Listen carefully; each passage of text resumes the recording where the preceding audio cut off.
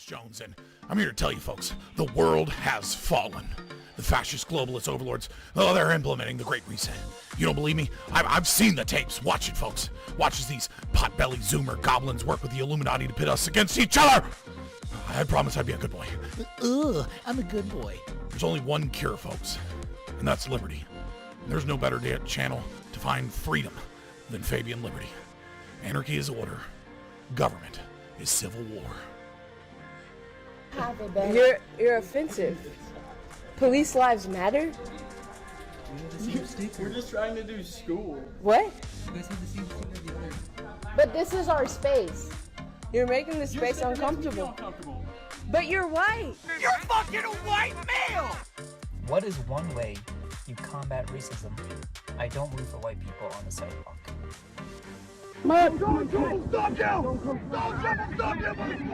They want your wallets, they want your guns, they want the wieners off your sons. Democrats. Oh, no. Oh, we should film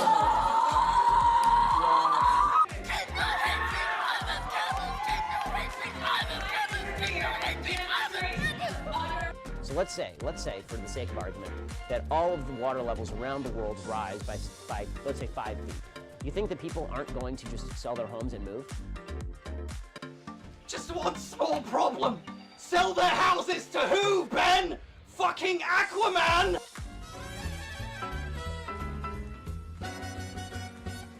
Vaccine!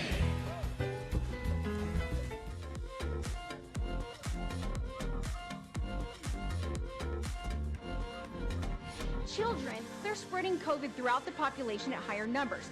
And people are not entitled to turn themselves into deadly biological weapons by spraying disease-laden aerosols wherever they choose, randomly killing innocent people.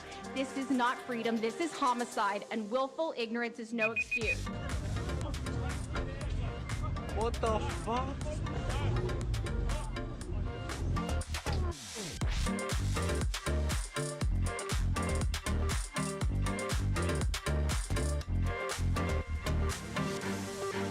Highest margin of victory yet. It's really impressive. Though, I'm starting to think he might have had help from the Russians. Take my breath!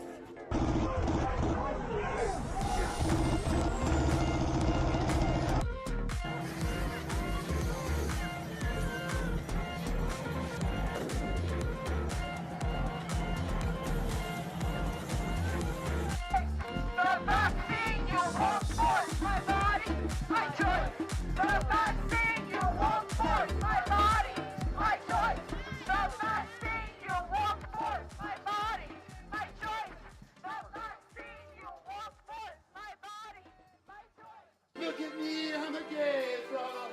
I'm so cool, I'm so neat. I'll never have children and I'm sterilized. But the media says I'm totally cool. I'm a gay frog, I'm a gay fish.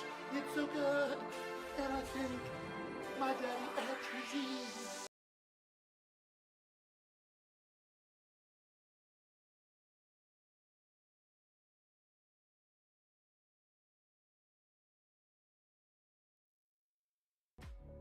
You gave me shit for being early.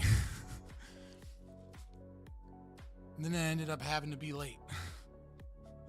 No, my contact was bothering me, my eye was bothering me, so I had to switch to my glasses. So, give me just a second to clean these off. And then I can see again.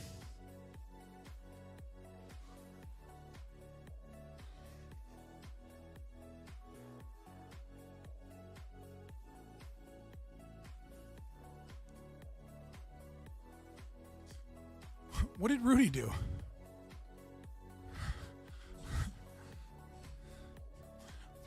What did Rudy do? Why are my mods beefing? What are you guys doing?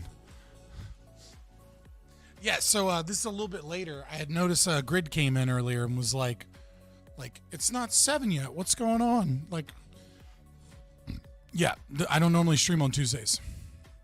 Rudy didn't donate? Is that what we're bitching about? I'm not bitching about it.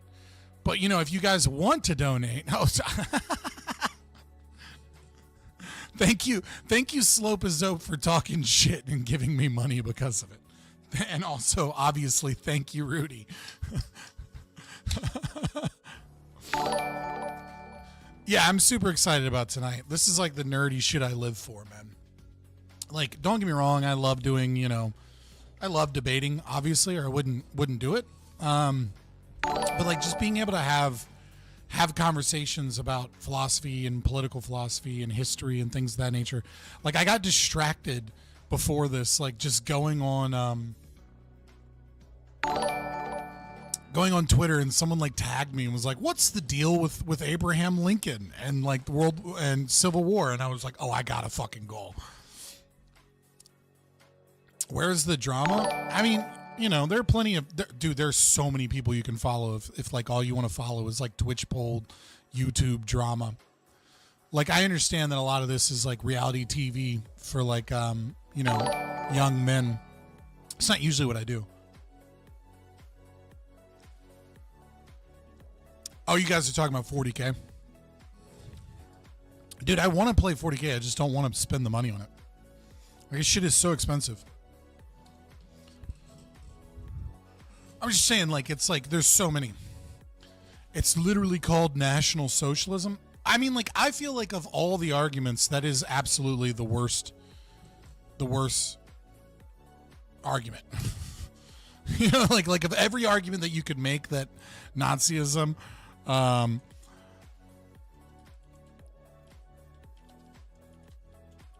like of every argument that you could make, like that's absolutely the worst one. It's like, oh, but socialism's in the name.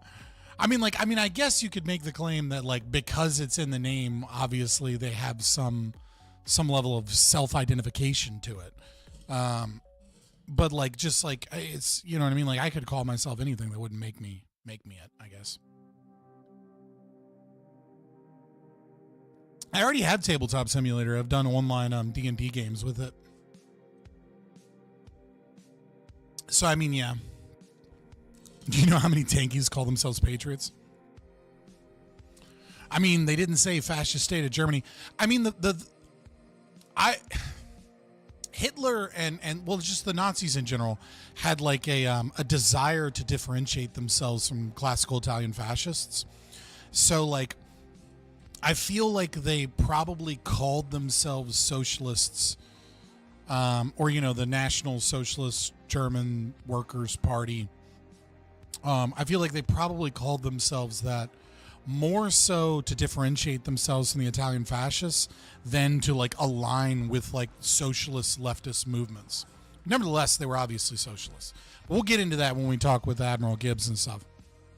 Call out Gibbs for Ukraine support? What do you mean? Like, so you just say weird shit. When did he support?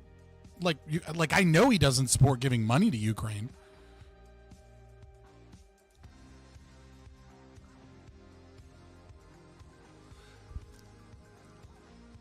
They had free healthcare. You mad, USA? Oh my God! Like, there's nothing worse than free healthcare. Obviously, as the chat pointed out, there is no free school lunch, but certainly there's nothing worse for healthcare than to have government involvement.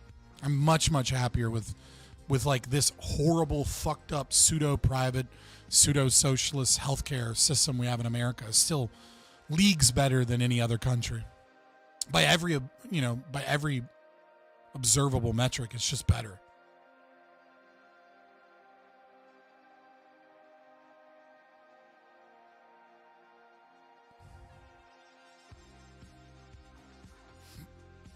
But we just got the news.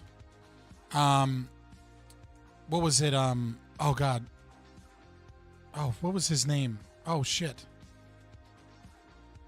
Silk Fox. Silk Fox had asked me towards the end of the stream to talk a little bit about Ross Ulbricht, and like why would we support a pardon for him? Didn't he? He's alleged to have solicited contract killers. Super happy. Scott, do you support ethnostates? I support voluntary ethnostates. Like I don't support the state, so I don't support like an ethnostate in the sense that I don't support a state. But like, for example, like the South African communities where they only allow white people in so that they can escape, like Bantus and like blacks that are trying to like steal from them and shit. Like, yeah, I totally support that. So you're against civil rights? I'm completely against the Civil Rights Act. Yes. I'm not against civil rights in the sense that I'm not against like the human's right to, AKA a Nazi. Oh my fucking God. He's such a fucking dumb troll. Like I almost was like excited to like discuss my ideas for a minute, and I almost forgot I had a momentary lapse that you weren't just a fucking dumb troll. Hey, what's up, Grid? I noticed you popped in earlier. You were like kind of like, where is he? It's like it's Tuesday. I don't normally stream on Tuesdays. And AdmiralGibbs wanted me to come talk about whether or not Hitler was a socialist, but his time is like 9 to 9:30 Eastern, so like that's why I like set up the stream to start at 8. Thomas Sowell's everyone's a Nazi. Everyone that isn't a tanky is a Nazi, according to tankies. Like, we get it. But yeah, regarding Ross Ulbricht, I'm super excited that he didn't just reportedly, we don't have, I maybe this happened like in the last couple minutes. I haven't seen the actual pardon, but he posted on Truth Social that Trump called Ross Ulbricht's mother to let him know that he gave a full and unconditional pardon. He didn't commute his sentence. Yeah, and then I DM'd you back, Crod, and said, let me check my schedule in the morning. Oh, okay. Well, yeah, I was wondering if Thursday. If you have time, let's do it Thursday. Didn't think Ross would be pardoned. Oh, thanks for the super chat. Didn't think Ross would be pardoned. Genuinely surprised. It seems like such a low-hanging fruit for Trump. I was always under the impression that he would get pardoned. A lot of people were like denying it, but to me, it's just, yeah, let's do Thursday. We'll set up a time Thursday to talk. Cause you always have good questions. So yeah, I was never under the impression that he wouldn't get pardoned. I was, however, I have a lot of doubts about Trump and the things he promises, but the pardon just always seemed like, well, it's low-hanging fruit. Like it doesn't take much for him to do it. I didn't expect for a full and unconditional pardon. I was kind of more expecting him to commute his sentence. Surprised he went with the full pardon, but hey, he kept that promise at least. Slope, like, what are you talking about? I don't think Gibbs is not like, I'll ask him, but I'm pretty sure, like, we've talked about it before. Pretty sure he doesn't give a fuck about Ukraine.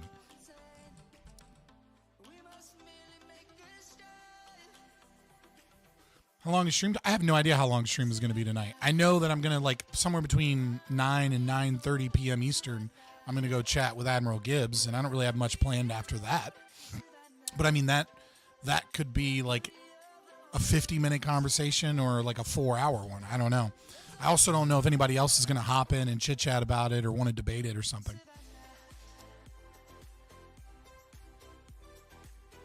But yeah, so the thing about Ross Ulbricht, right? So people have brought up, and Silk Fox last night brought it up. I said I would talk about it some more tomorrow, about the fact that he was accused of soliciting contract killers to kill people.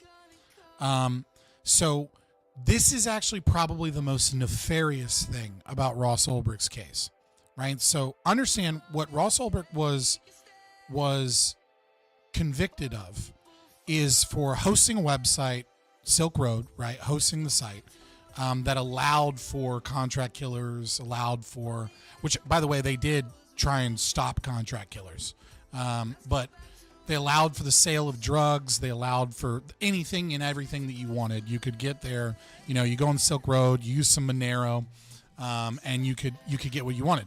And he did it purely based off of, supposedly did it purely based off libertarian principles. I'm sure he also did it to make a bunch of money. But he never actually sold drugs himself or anything. He just facilitated a network that allowed people to trade whatever they wanted without tracking their data. That's what he did, right? However, there were 5 FBI agents that were trying to take Ross down, get him on charges. Now, what they did is, so according to Ross Ulbricht, I don't believe him. They just denied that any of this ever happened. Now, the FBI was never able to actually link this to him.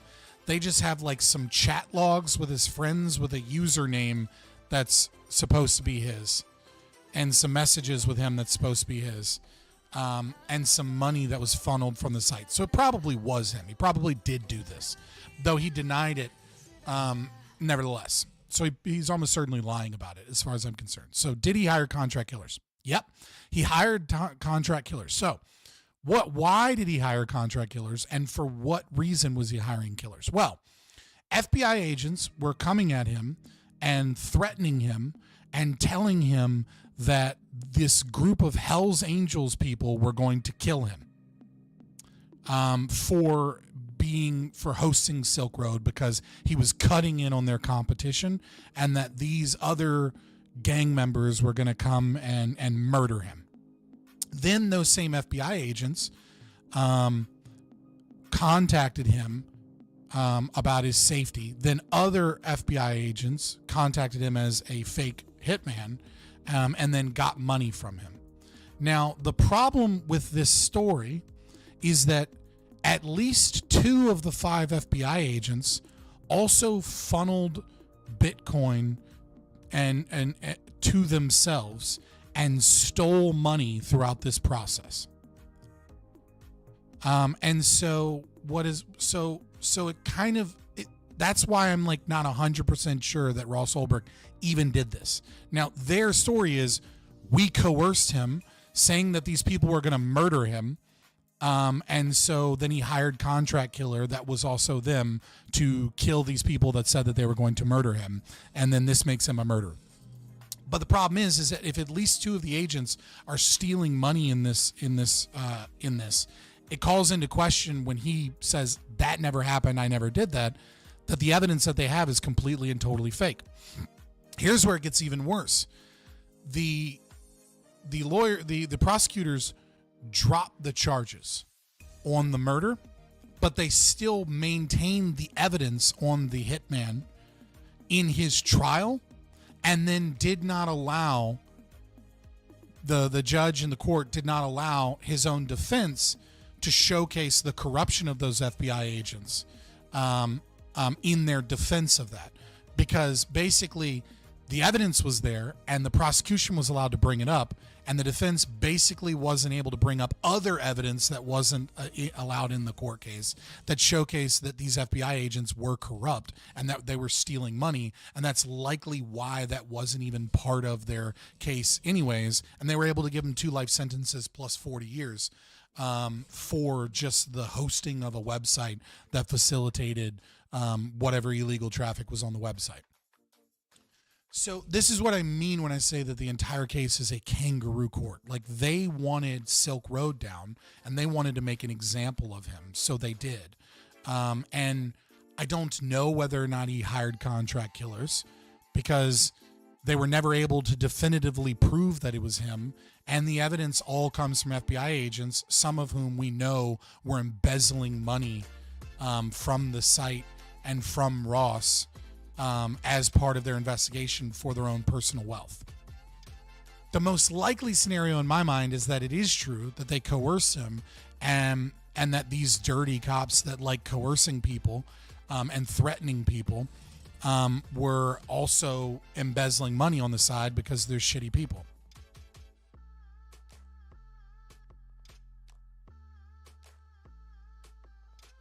Right, so that's kind of the Ross Ulbricht story. I mean, obviously it's a 1,000-foot view. You could go into it in more detail, but I'm super happy that Ross Ulbricht received a full and unconditional pardon. Yeah, Yuha and Jack. I will be like I said, I'll be talking with AdmiralGibbs about this in about an hour. somewhere around an hour, maybe a little less, a little more. Right now we're just getting in here. We're just getting warmed up. But yeah, no, Hitler and the Nazi Party were obviously socialists. But I'll go through it step by step. We'll talk about price controls. We'll talk about private property rights. We'll talk about political parties, unions, strength through joy, the economic ministries, etc. And just go through, and we'll talk about definitions, and we'll go through piece by piece by piece. Wow, how uneducated do you have to be to see it's their own creation of National Socialism? It's not that hard to wrap around your mind. It's their own stolen term to make racial superiority. Yeah, that's not really an argument, right? Like, your claim is it's their own creation, therefore it's not socialism. Well, there are plenty of creations of socialism, right? Like, are Trotskyites socialists? Well, that's their own creation of socialism, right? Is the Workers' Party under Stalin not socialist? Were the Khmer Rouge not socialist? Is Marxist-Leninist Maoism not socialist because, they believe in a more simplified and more violent form of Marxism? Is Cuba not socialist because, they have different programs, right? Is like when you say that, when your argument is they created a different type of socialism, therefore it's not socialism, your argument is nothing but vulgar Marxism or classical Marxism, right, is socialism. And then I just kind of respond to you with, hey, chill, comrade, maybe you should fucking read your own theory, right? Because it's pretty easy. You can read, Marx from German Ideology, right, where he describes socialism as a historical process, or historical materialism, or you can read Engels and Socialism, Scientific and Utopic, where he describes socialism as, a march through history, and that it's not a set of policies, but that it's contingent upon the time, right? You can talk about Marx and, this concept of like nationalism, for example. Like, socialism is anti-nationalism, right? Just like, Marxism said in the Communist Manifesto that, the working man has no nation, and yet he still supported nationalism both in Ireland and supported nationalism in Poland because it was against the dominant, bourgeoisie structure, and that nationalism was a means or a part of the process of liberating the people, of liberating the proletariat from other forces by their nationalistic tendencies, right? It was all part of said process. So like, if that's your argument, I feel like as a communist, you're doing a bad job of reading your own philosophical works and treatises.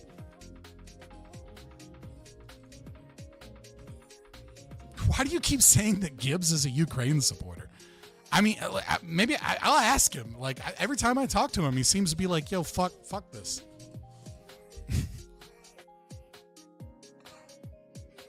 Chill, comrade. Like, I don't mean to shit on you. Like, I understand there's like a power imbalance here with like between the person in chat and like the person speaking. Not that I particularly care that much about in terms of commies, but like, I used to be a communist, right? Like, I know you're probably new to the channel, or maybe you just saw the thing pop up in your feed and you were like, oh, I gotta hop in here. But I've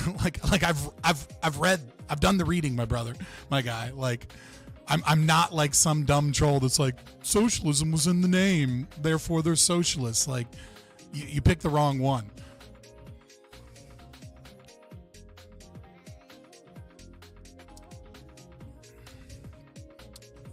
Socialism is a spectrum. No, wait, no, that's not real socialism. It's kind of like a hat trick, right? Because like the problem with socialism is that like socialism isn't a set of policies, right? And there's like a billion different definitions of socialism, right? Like, you have like before the French Revolution, socialism would be like against monarchies, and you have Marx's kind of definition, which is, the process, the historical process of like crisis, revolution, and like synthesis.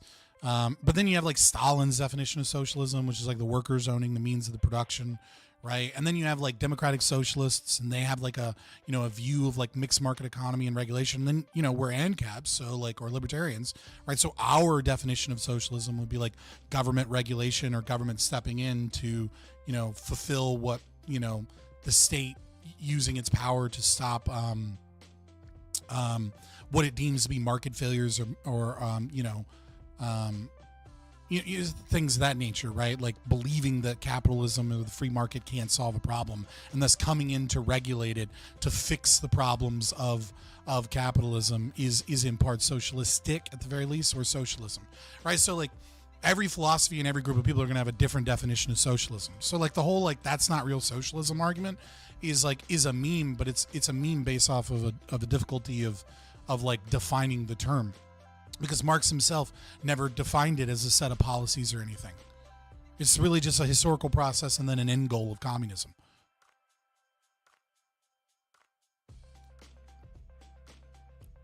I'll get to you, chill comrade.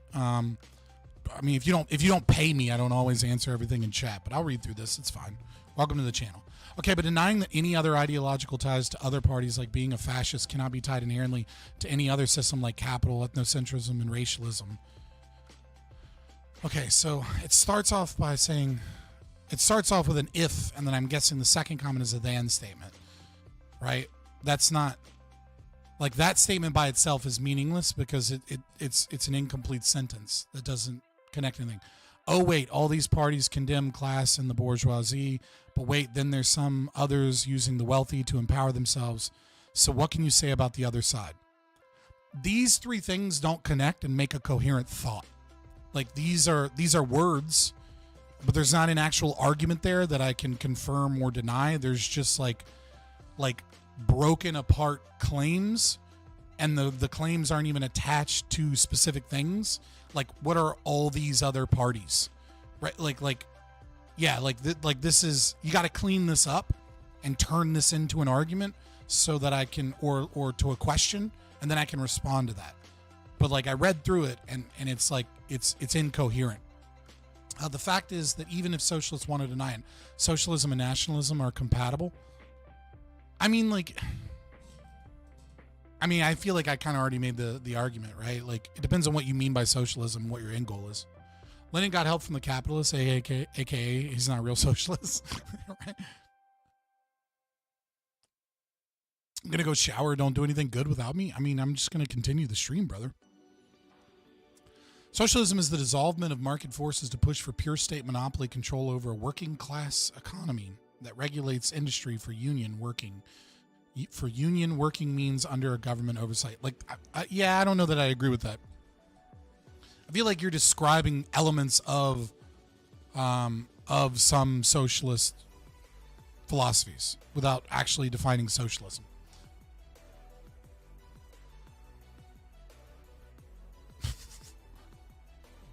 Sometimes I have to like check Twitter for like random shit. The things people say on Twitter are so wild.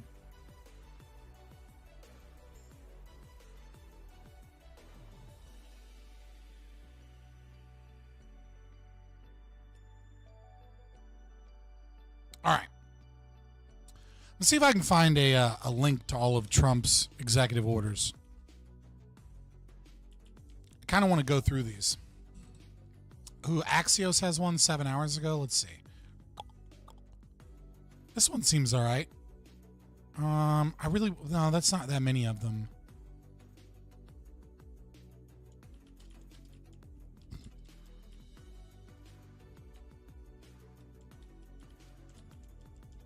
Because that's really kind of what I wanted to like. I kind of want to brush up on them for today. I don't want a running list of his planned executive order. Oh, actions, proclamation. Okay, here we go. This doesn't seem like that many. Immigration, energy. Nah, this is like groupings of like one sentence about what they do. All right, here's New York Times. What do you got? There we go. This one seems like, did all these link to the actual? What is this? WhiteHouse.gov. Yeah, this is what I'm looking for. All right, we'll get into Trump's executive orders here in a minute, because obviously he just came in. We just talked about Ross Ulbricht. I'm super excited about that one. I assume most of these are going to be really shitty and piss me off. I mean, but it is what it is. Yeah, we talked a little bit about the pardon. Scott, do a stream and debunk Jay Dyer's tab argument against atheism. Yeah, I mean, I might react to if you can DM me the link, I might do that. I mean, because Jay Dyer is like a pussy that, like, you know, I called him out and he just blocked me because he doesn't want to debate a real libertarian. He just wants to debate a bunch of prag lefties that don't have any knowledge of there's an executive order called Open the Mud Dam. Let 600 million Indians into this country. All right. That's sure. Like, I don't believe you. That's interesting. Like, it's a weird argument, like a weird joke, I guess. I don't know. Sounds like just some sounds like it's just like a weird Groyper troll or something. I don't know. I don't disagree. I think socialism in my mind is a pure control of free market that's pushed by the state's coercion that forces market competition to be temporarily removed as state actors take over. I mean, that's a very Stalinist kind of take on socialism, sure. But again, like, socialism, like, that's the problem, is that there is no right definition of socialism other than the ones provided by Engels and Marx, which doesn't give you anything to go on other than it's just like a natural, inevitable conclusion based off of their axioms. Like, it's just a natural process of history of, like, resolving contradictions of, and basically anything that isn't pure communism is, like, contradictory. I bet you can't argue against it. Your whole position debunked. Sure, buddy. I mean, is there, like, how long is this video? Like, hold on. Is this, like, do you have, like, a 5-minute video or something? Or is it, like, a... Oh, it's 12 minutes? Yeah, sure. All right, cool. Yeah, no, you know what? Like, fuck Trump's executive orders. Since we're here, I'll go through this. Yeah, I mean, 11 minutes. I can get through 11 minutes. And just see what his argument... What is this? All right, tag, explain for slow boys. All right, so let's see what is this. I have no idea what tag is, but we're going to find out. Whatever. Let me just... Oh, that's the problem. There we go. Okay, I was like, dude, where'd all my shit go? And then let me open up a chat as opposed to YouTube metrics so I can read what you guys... All right, bro is about to get cooked live. I mean, I don't know how you're going to cook me by reacting to a video, right? Like, I feel like it's kind of already...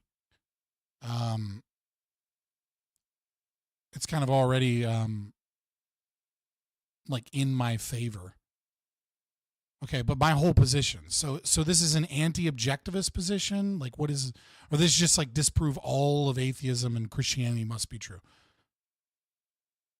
Right? Like, I'm sure. Is the tag argument of logic proving got by saying there must be something before? I mean, objectivists recognize this as well, so whatever. Let's see. Can we see that? X is the necessary condition of Y. Y, therefore X. Okay. So X is the necessary condition of Y. Y, therefore X. Right? So X is necessary. Okay, I mean, it's a claim. Is there like there's no, like, so far there's no, I mean, I hope that's not the whole thing because that's not a deductive argument, right? That's just a claim. All right, so let's go. Now, granted, I know that no atheist is going to accept that when I plug in God or the preconditions or anything like that, but the structure of the argument... So the structure of the argument is a claim. Okay. What is the deductive argument for the claim, and then or if we were to accept empiricism as, like, valid for truth, which I think empiricism can discover truths that exist, but they don't establish truth. But even if I were an empiricist, which I'm not, like at the very least, what is the supporting evidence, right? It's not, my argument is God exists, therefore God exists. Okay. Do you see that anywhere in that? Did I ever say, no, God exists because God exists? Well, no, you just said God is necessary for the condition of existence. I'm assuming, right? This sounds like a dumbed down version, which to be fair, he said for slow boys, right? This sounds like a dumbed down position of the primacy of consciousness as opposed to the primacy of existence.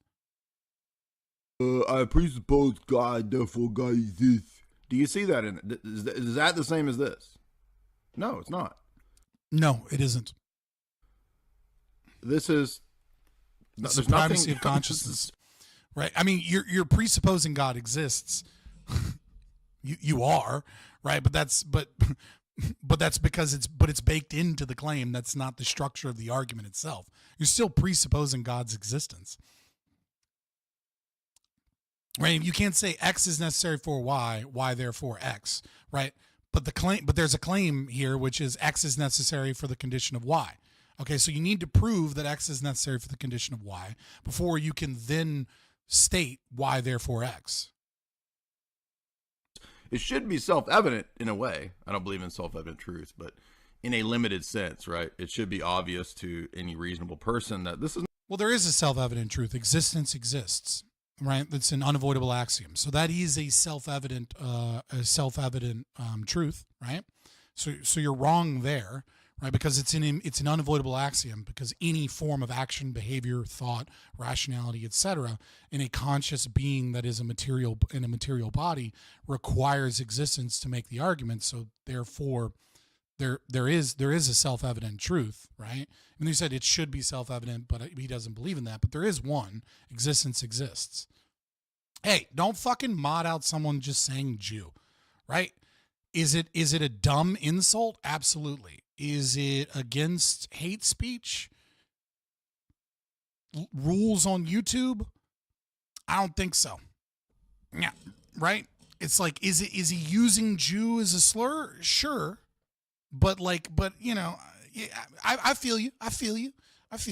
But like, let him say their stupid shit, right? Now, if you start saying like, I don't know, like, you know, like, I mean, like, it's on the line, right? It's on the line, but like, you know me, I don't want it banned unless I think YouTube is going to get me in trouble for it. And I don't think just the word Jew is going to get me in trouble for YouTube.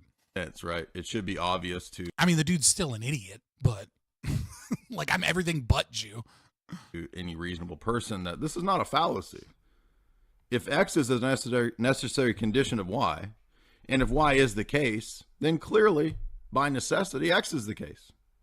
Well, yeah. I mean, like it stems from Y, therefore X. X is the necessity of Y. But again, there's a claim, right? And the claim, what is referencing the claim? Like, can we get to it? Very simple. Well, maybe I got to shut up. So I guess for us to get to it. Okay, it's not rocket science. I know people get confused over transcendental arguments. They think this is some wild, obtuse, out there thing. It's actually really simple. Yeah, it's a really simple deductive argument, but again, prove X is necessary for the condition of What's Y. Father Deacon's analogy he always makes? Cake, right? What are the necessary conditions of having a cake? Flour, eggs, sugar, icing. Okay? I have a cake. If I have a cake, then by necessity, I have the necessary conditions of cake. Flour, icing, eggs, milk, whatever. I don't know. Whatever makes a cake. I don't know. I don't need that soy Pillsbury Doughboy diet that old John Lennox is over there eating. Okay, I eat the carnivore diet. I don't know who John Lennox is. But if I did eat cakes, then by necessity, the cake would include the necessary elements of cake to have cakeness, namely flour, eggs, milk, sugar, etc. I love it. I like how he uses like a Platonic argument here too, right? Like he really shows his grounding in leftist philosophy by saying cakeness, right? The essence of what a cake is, because he has to go to the spirit. He can't simply go to objective reality. Etc., etc., etc. To quote Bernardo from West Side Story. So, do you guys see this? Because I just wanted to, I just want a little minute to rant there about the all right, bottom of the barrel IQ stuff going on in the atheist comment sections. Well, so far he hasn't really addressed anything. Like he's on the carnivore diet. I mean, I guess, dude, carnivore is a great elimination diet. I don't think anybody should eschew the carnivore diet. I will say, if you do the carnivore diet, you have to eat a lot of organ meat, right? Or you're just going to be missing a fuck ton of like you're just gonna be missing a fuck ton of essential nutrients. And even still, you should not stay on the carnivore diet for your whole life, right? Like you should do it as an elimination diet. But I mean, like people that go on the carnivore diet and have a lot of these great health outcomes, it's like, well, yeah, you stopped eating processed food and you stopped filling your body with fuck tons of carbs. Of course, you're healthier. That doesn't make the carnivore diet an ideal diet, right? Like you should use it as an elimination diet to discover what it is that you're allergic to and slowly add things in, right? Like there's nothing wrong with non-sweet and sweet fruit in small doses, getting carbohydrates. There's nothing wrong with, well, that's about the only thing I can say there's nothing wrong with, right? Like starches and things like that aren't necessarily bad for you, but they're not necessarily great for you either, right? But like there's no reason you can't add mushrooms to the carnivore diet eventually, and then add onions and see if you're allergic to onions, right? And then add garlic, right? And then add some herbs if you so choose. Though if you do have the MFTHR gene, right, certain herbs may have folic acid in them, and then so you might find that like that's going to be a problem. Some micronutrients can be lacking on muscle meat. Yeah, that's why I'm saying you need to get organ meat. Yeah, like organs will help out on that a lot. And then and then eventually you can add strawberries, and then eventually you can add bananas, right? And when you're adding like bananas and cucumbers and strawberries and avocados and berries of some sort, then you can add hard cheeses, then you can add yogurts and things like that. And now you're going to be getting a lot more probiotics. You're going to be getting a lot more vitamins and nutrients that you were missing on the carnivore diet, unless you were eating a lot of liver and a lot of heart, and you weren't overcooking your liver and your heart. And like if you like eating beef liver and beef heart and beef tongue, and things like that in large amounts, then like, yeah, sure, the carnivore diet will work out for you. But if you're just eating steak every day, like you're not gonna remain healthy. You might be healthier than like when can I add Twinkies? Fucking never. That shit's never going to be good for you, right? But like if you just stay on the carnivore diet and you're not eating a lot of organ meat, like you're going to be lacking nutrients. And there's limited research. It's hard to tell with like dietary research because it's all like correlational bullshit, and most of it isn't actually discussing the mechanism. But I mean, there is limited research to showcase that there are going to be like carcinogenic effects and issues if you kind of just stick to those kind of problems. I'm looking for a post I did not too long ago. See if I can find it. Hopefully I don't end up scrolling past it. Because it's like better to just like not reinvent the wheel. Actually, you know what? I can just search myself. Hopefully I can do an advanced search real quick, because I'm pretty sure I put in the word first. And then from these accounts at Fabian Liberty.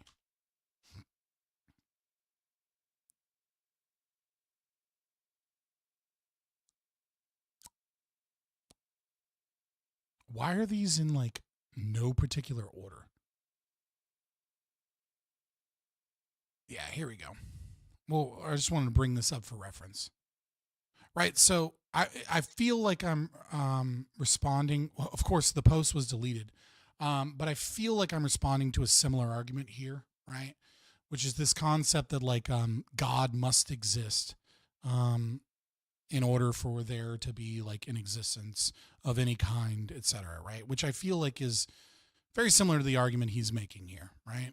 I think that's where this is going, right? So my response, that I posted before probably fits here as well, right? Which is, make sure you guys are seeing this well. There you go. It's a very simple argument, right? This is a silly argument. Many atheists and theists alike agree that things can have a causal existence, which leads to the ultimate cause, or Plato's unmoved mover. First, there's no reason that existence exists must mean that creation had an initial cause. It could have always existed in some form or another. In fact, this is exactly what Christians posit by creating a God outside of time. They imply that there is an existence that has always existed, but give it a magical property of spirit. Second, even if it were true that existence began at some point and were caused to exist outside of existence, which is a contradiction and thus cannot be true, there is no reason that it must mean that there is a one true God that is intelligent, loving, or anything akin to the biblical God. I feel like that's the argument he's about to get into, and he's trying to establish that his argument is a deductive argument. And is like trying to argue against people that are saying that, X is necessary for Y therefore X isn't a deductive argument. It is a deductive argument. It's just it just doesn't have any, the claim, the original claim of the argument can very easily be disproven. But I mean, maybe that's not where he's going, but that seems to be where he's going. So I figured I'd just throw that up there. Because there's probably at least 400 or 500 atheists in Matt Dillahunty's comment section on our debate and underneath. Yeah, Shrek Eyes, right? The argument here is that I don't know, because he hasn't actually made the argument, right? But I assume that the argument here is that existence had to have been created by a God, right?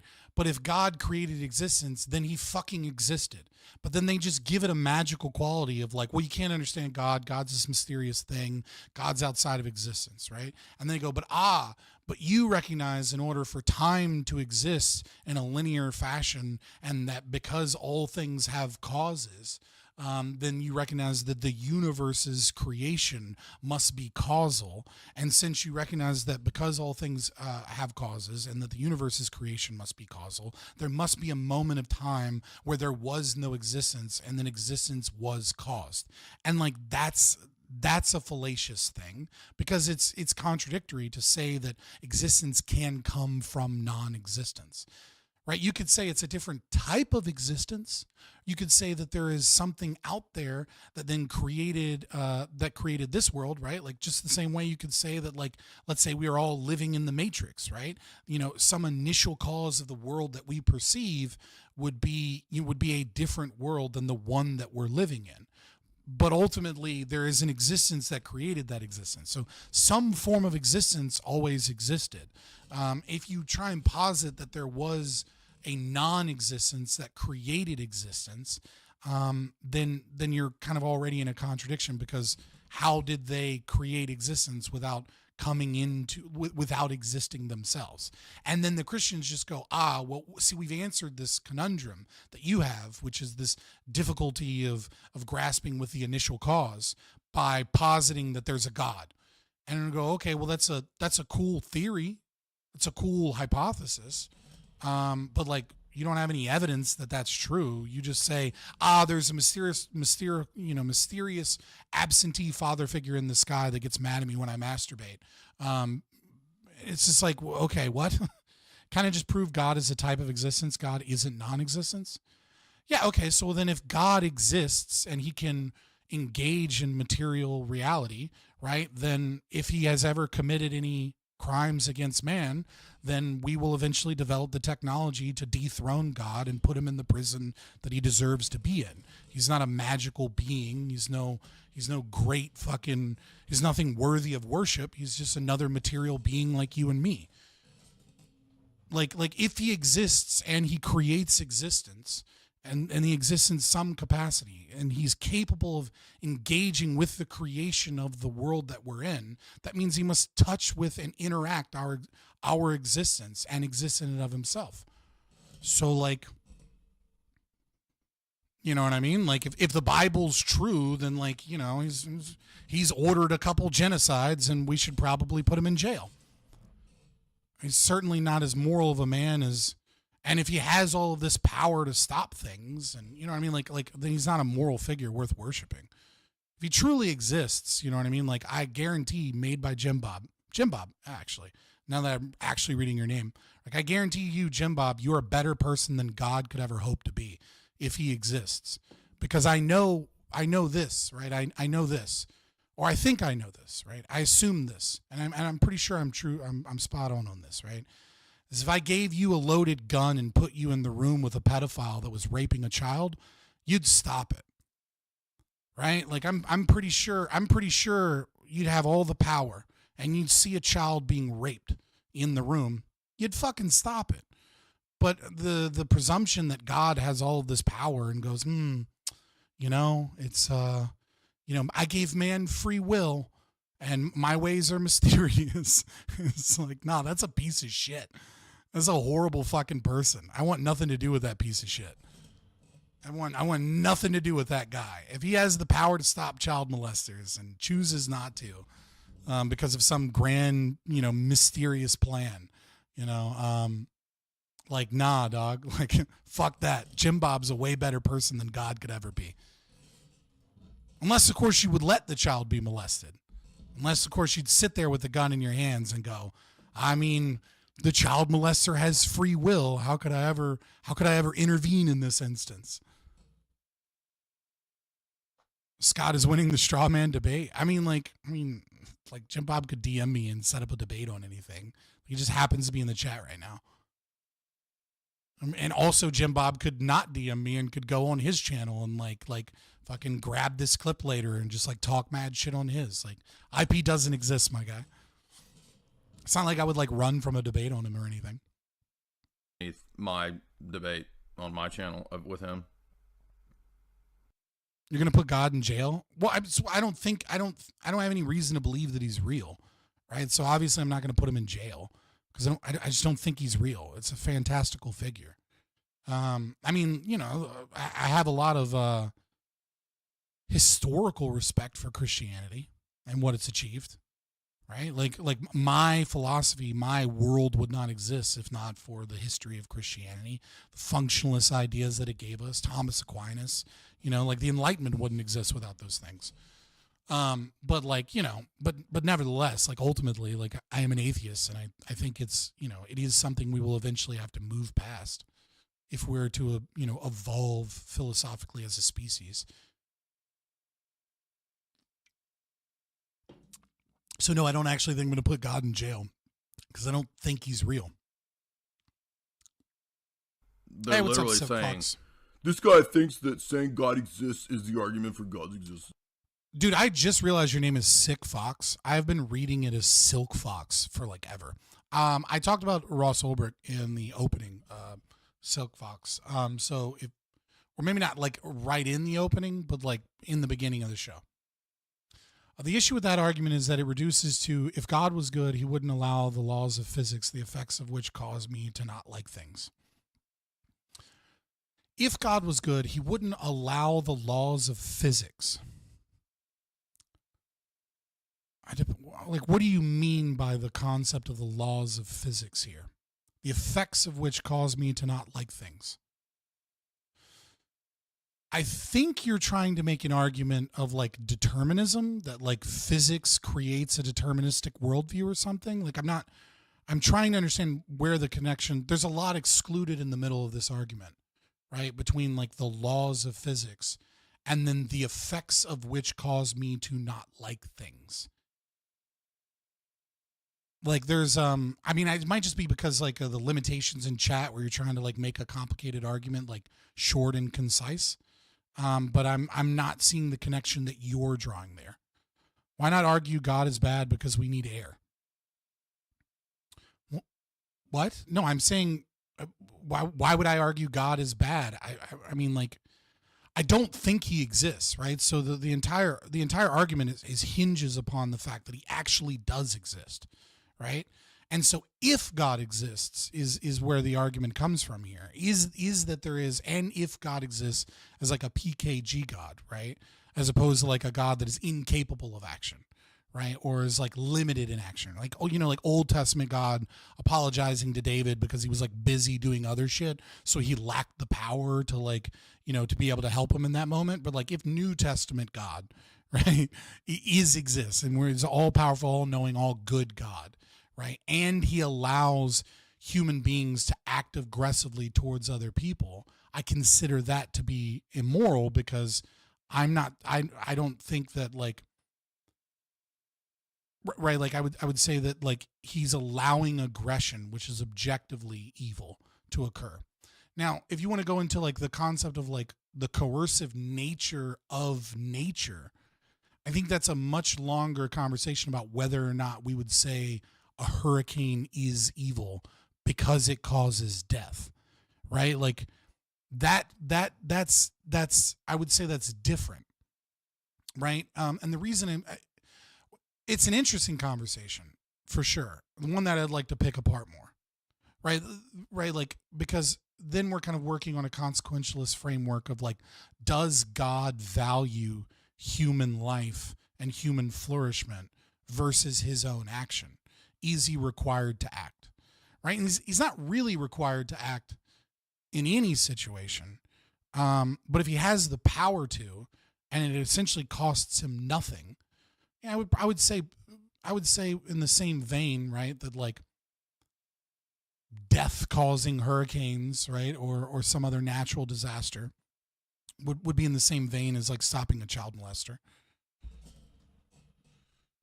It's a very fantastical idea because we're talking about, obviously because we're talking about God, we're talking about someone with infinite power, right? But do they have infinite, just because someone has infinite power to act, if someone has infinite power to act, then they have infinite like time, right? Like if they have infinite power, then they can go back in time. If they can go back in time and they can repeat actions, or they can be outside of time in a sense that they have the ability to act infinitely without it costing any resource, right? Because a God without limitation can be everywhere all at once, right? And so if the God is truly without limitation, then like, are we even talking about like what does that consciousness even look like?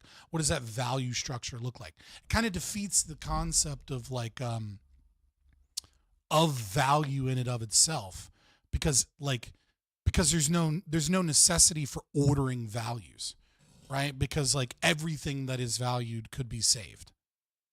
I mean, it's an interesting thing. It is difficult to think about. But again, it requires a being that is with like magical properties that like don't seem to exist in material reality. Scott, I hate to say, but Slope is right. You're not addressing Jay's arguments at all. What argument am I missing here? I mean, like right now, I agree with him that like it is a deductive argument. He hasn't gotten to the primacy of consciousness argument that he's making. Maybe I missed it. In Matt Dillahunty's comment section on our debate and underneath my debate. Like I'm not addressing his argument because he hasn't necessarily made one that I disagree with. On my channel with him. Dude, this is how I react to shit. Like it takes me a while to get through things. When I choose to react to something, hold on, I'm just answering a DM. Like when I choose to react to something, like I think about it, I talk about it, I like think about the possibilities of it. I don't just fucking play it and then give like one or two words.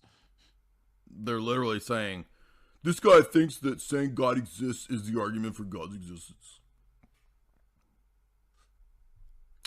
And they literally think that saying a transcendental argument is word salad.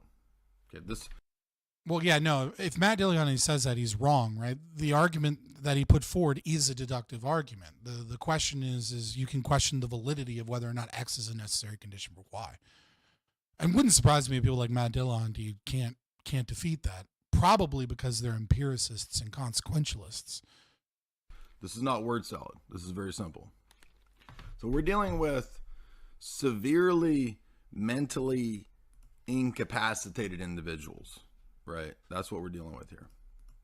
It's not like having poor philosophy is not severely mentally incapacitated. I mean, maybe. I guess severely is going to be a subjective assessment. And ultimately, remember, atheism isn't primarily an intellectual problem. Atheism is a spiritual problem, as many of the elders and fathers. Okay, well now the argument is going into atheism isn't an intellectual problem, it's a spiritual problem. So it's a problem of a magical thing we created. There is no spirit. And saints say them transcendentals or categories or preconditions. We'll call them transcendental preconditions. We're just going to list some. And somebody asked the other day, is there a perfect list of all of them? No. How could there be? Let's just look at a few, and we start to see that although on the surface this argument might seem really obscure, it's not. It's actually pretty... Man, these lights just don't work with this. Yeah, so let's take the first one. Time and space. Okay, now this is a transcendental category that you cannot empirically verify. And don't give me the low IQ reply of, well, I have a watch. Your watch is not the same thing as... Yeah, I'm not an empiricist, right? So I don't... Sure. Time itself. Time itself is some kind of abstract category. Doesn't matter what you want to define it as. Point is that it's not proven to exist merely by empirical investigation. Yes, I know it's a measurement. It's a measurement of the rate at which light travels or whatever. It doesn't matter. I don't care about how you define it. The point is that it's not defined or known merely by empirical investigation. But it's presupposed in the way humans interact in the world, right? We experience... Hold on, pause. So he gives all of the examples of how we can discover the existence of things moving through time and says it's not validated by... Like, I agree that empiricism doesn't perfectly validate any claim, right? The ultimate problem of the empiricists is that they do not prove, to 100% certainty anything, right? But we presuppose it because of functionalism. We don't presuppose it because of God or some spiritual aspect. We presuppose it because in order to, because it exists, and because we live in a world with time, these things can then be empirically validated in the sense that they are discovered. We discover things about time, and those things are true whether or not we discover them. Every discovery is true whether or not we discover it. If a rock is made of granite, it was made of granite before the scientists discovered and categorized what granite is, right? So yeah, it's presupposed in the existence in and of itself. Hence, existence exists. It exists, right? And then empirically, we can discover things, and then with peer review and scientific method and all of these other things, we can show over and over and over again that a pattern repeats, and then we have a reasonable degree of certainty that this thing exists. I mean, I guess this is an argument against empiricists, not an argument against atheists. Or do people like Jay Dyer think that all atheists must be empiricists? I'm confused. Experience the world from beginning to middle to end. There's no human being on the face of the planet that experiences things in reverse, right? And we also experience and learn things within a spatial field. Yes, existence exists. Spatio-temporal It's an unavoidable field. Axiom. That's how Correct. we learn things. There's not a human being on the planet who does it in a different way. We are beings constituted such that we learn things in a spatio-temporal field of vision, right? In the here and the now. Well, how do you prove that empirically? You can't. It's an assumed transcendental precondition of knowledge and experience. The self. You cannot empirically demonstrate that you have a self. It's presupposed in all actions of cognition. Yeah, all of this is an argument against empiricism. Like, I'm not an empiricist, right? But is that what the tag argument is? Is not an argument against atheist? Like, he keeps making this mistake that every atheist is an empiricist. Communication, noetic energies, ratiocinations, etc. There's no test tube, no microscope that's going to show you the self. That words have meaning, and that they can convey meaning to other persons. It's another transcendental category. There's no empirical verification that you are transmitting the right meaning to another brain, another bunch of gray matter. It has to be assumed. What? What? Yeah, the self exists, and other selves exist, right? I can't prove that other selves exist. I can prove that existence exists, and I can prove that I'm a conscious being and that A equals A, and then I can identify things. We could all be in the Matrix, but even if we were in the Matrix, there would still be a physical world that created the Matrix. I would just be living under an illusion. The argument is against anyone who doesn't have a justification for the transcendental categories. It's a worldview debate, not a singular position debate. Okay, that's fine, but he keeps equivocating between empiricists and atheism as if they are a one-to-one. There's certainly a big Venn diagram for sure. Like, I mean, shit, most atheists aren't even right wing. Like the concept that I mean, you're gonna find atheists even that might even be deontologists, right? But and you're, I don't know. It's very weird.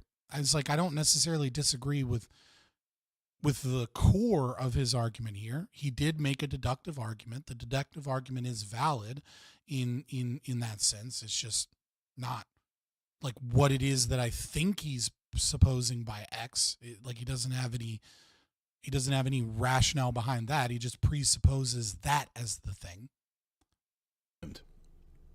The past is a transcendental category that you cannot empirically prove exists or existed. Audio drop It is again. assumed God damn it. in the way that we as humans experience time and space and operate. Universals, right? There's no empirical verification for universal categories, invariant concepts, numbers, etc., but that we know they exist. Ethics, right? Is the ethics under the rock? Where in the microscope? Where in the test tube? No, there was no ethics? audio drop. I was probably They are just a nowhere little there. bit away from it. So they are assumed. These are just examples of things that are, and again, you can come up with more. But these are examples of transcendental preconditions for the possibility of even having knowledge at all. Yes, existence exists. These things exist. Empiricists discover things, but they existed whether or not they discovered them. And sometimes they assume that they've discovered something, and then we later find out that that wasn't a discovery, that they had falsely assumed that they had discovered something. I don't even feel like I disagree. Like, again, I don't even feel like I disagree with the crux of this argument.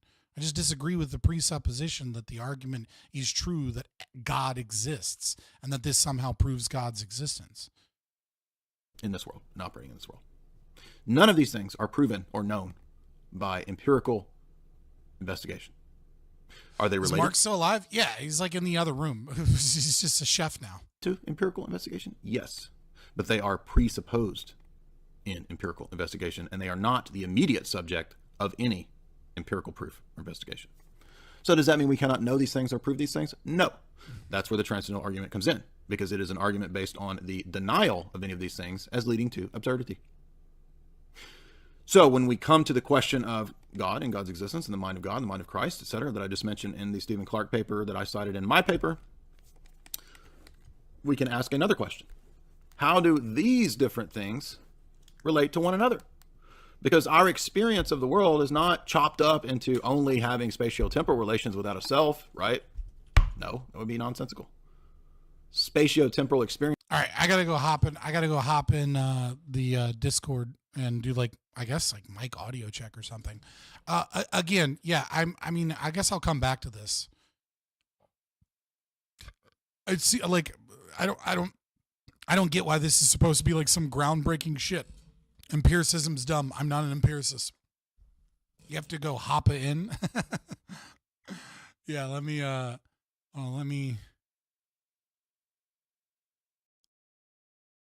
I feel like it's a fine argument against empiricists, right? And if like bro is running away, no, I'm like, I got DMs saying to hop in and do the thing that I had planned for tonight, not the random thing that you had planned that you wanted me to react to.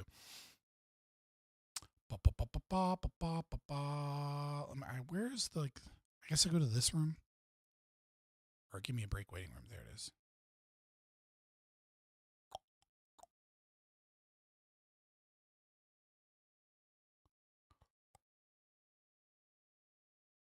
All right, let me DM him back.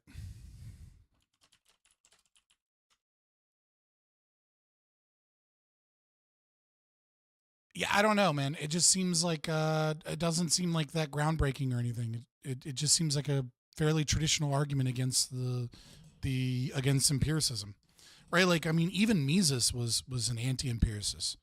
Like that's the foundation of libertarian, of Austrian economic theory, is anti-empiricism, right? Like that's why we utilize praxeology instead of empiricism to validate to validate economic claims and economic models, right?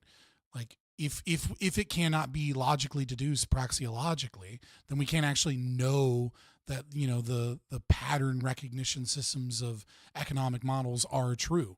We can say that a pattern repeats itself, and that might be something that we utilize in some shape or form as a guess further. I can make this easier to grasp. 1, X is mind dependent and universal conceptual. 2, X is discovered by humans, not created. 3, mind dependent absolute concepts require mind.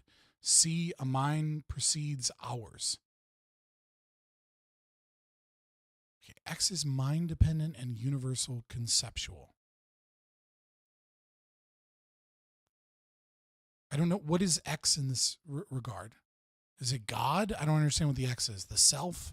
Or is it just like any transcendental thing can fit into X? Truth. Okay. So truth is mind dependent and universal conceptual. I'd have to go through. Why has he not pulled me in after he told me to hop in? I'd have to go through this with someone, I guess, live or something, or have more time to devote it so I can write all this down, and then kind of go through the deductive argument, and then I would also like to compare it to the objectivist argument.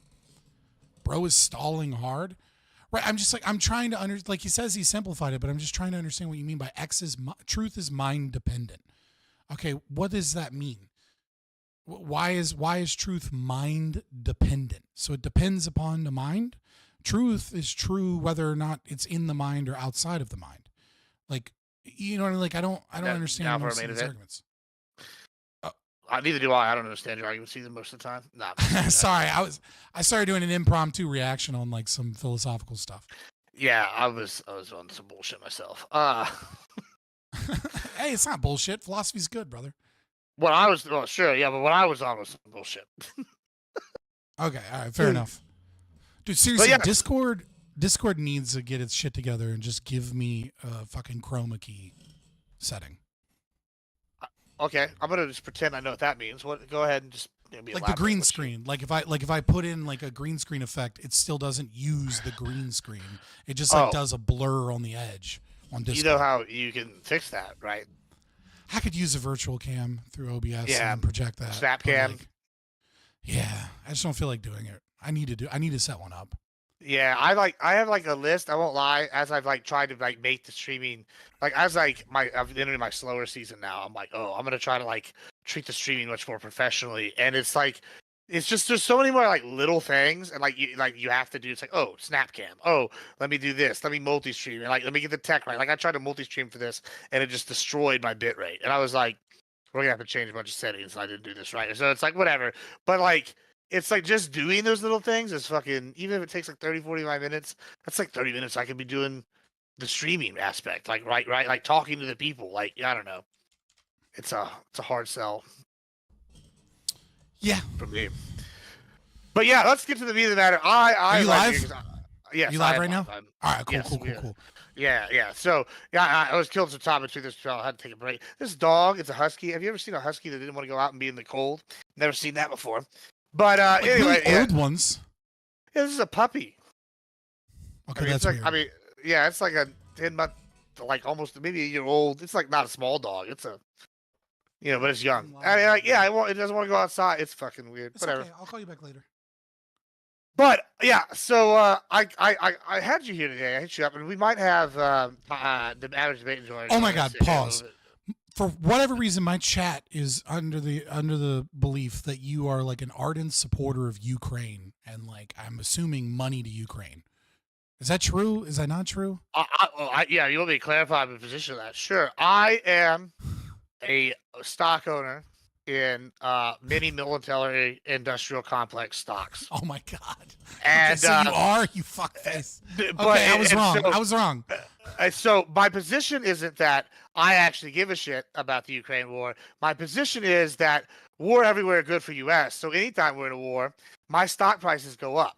So I that's my position. Is always what's best for Papa, and perpetual war would be better than me than a Trump ceasefire. All right, chat was right. Chat was right. You're a piece of shit. Never mind. Yeah, I mean, but at least I'm a piece of shit that is open about it. What do they say in that movie? He's like, you never trust a honest man because you never know what he's gonna do. You can always trust a corrupt guy to look out for himself. Like, that's Batman. Yeah. All right, fair enough. Yeah. All right, fair enough. But let's get into the meat and potatoes. Yeah. So thank you for the raid, by the way. Shout out to Temple. Yeah. So I invited you here today to talk about the Nazis being socialists. We I know Average Debate Enjoyer wants in on this. You mind if we move him in? I mean, sure. I mean, I wasn't planning on debating anybody, but I was also I don't thinking it might happen. So whatever. Yeah. I mean, I don't think he wants to debate. I'm looking for more discussion-oriented thing here tonight. That's kind of what I think. Yeah, because I've noticed the reason why I had this today. Are you here, Tyler? Yeah, I'm just plugging in my camera.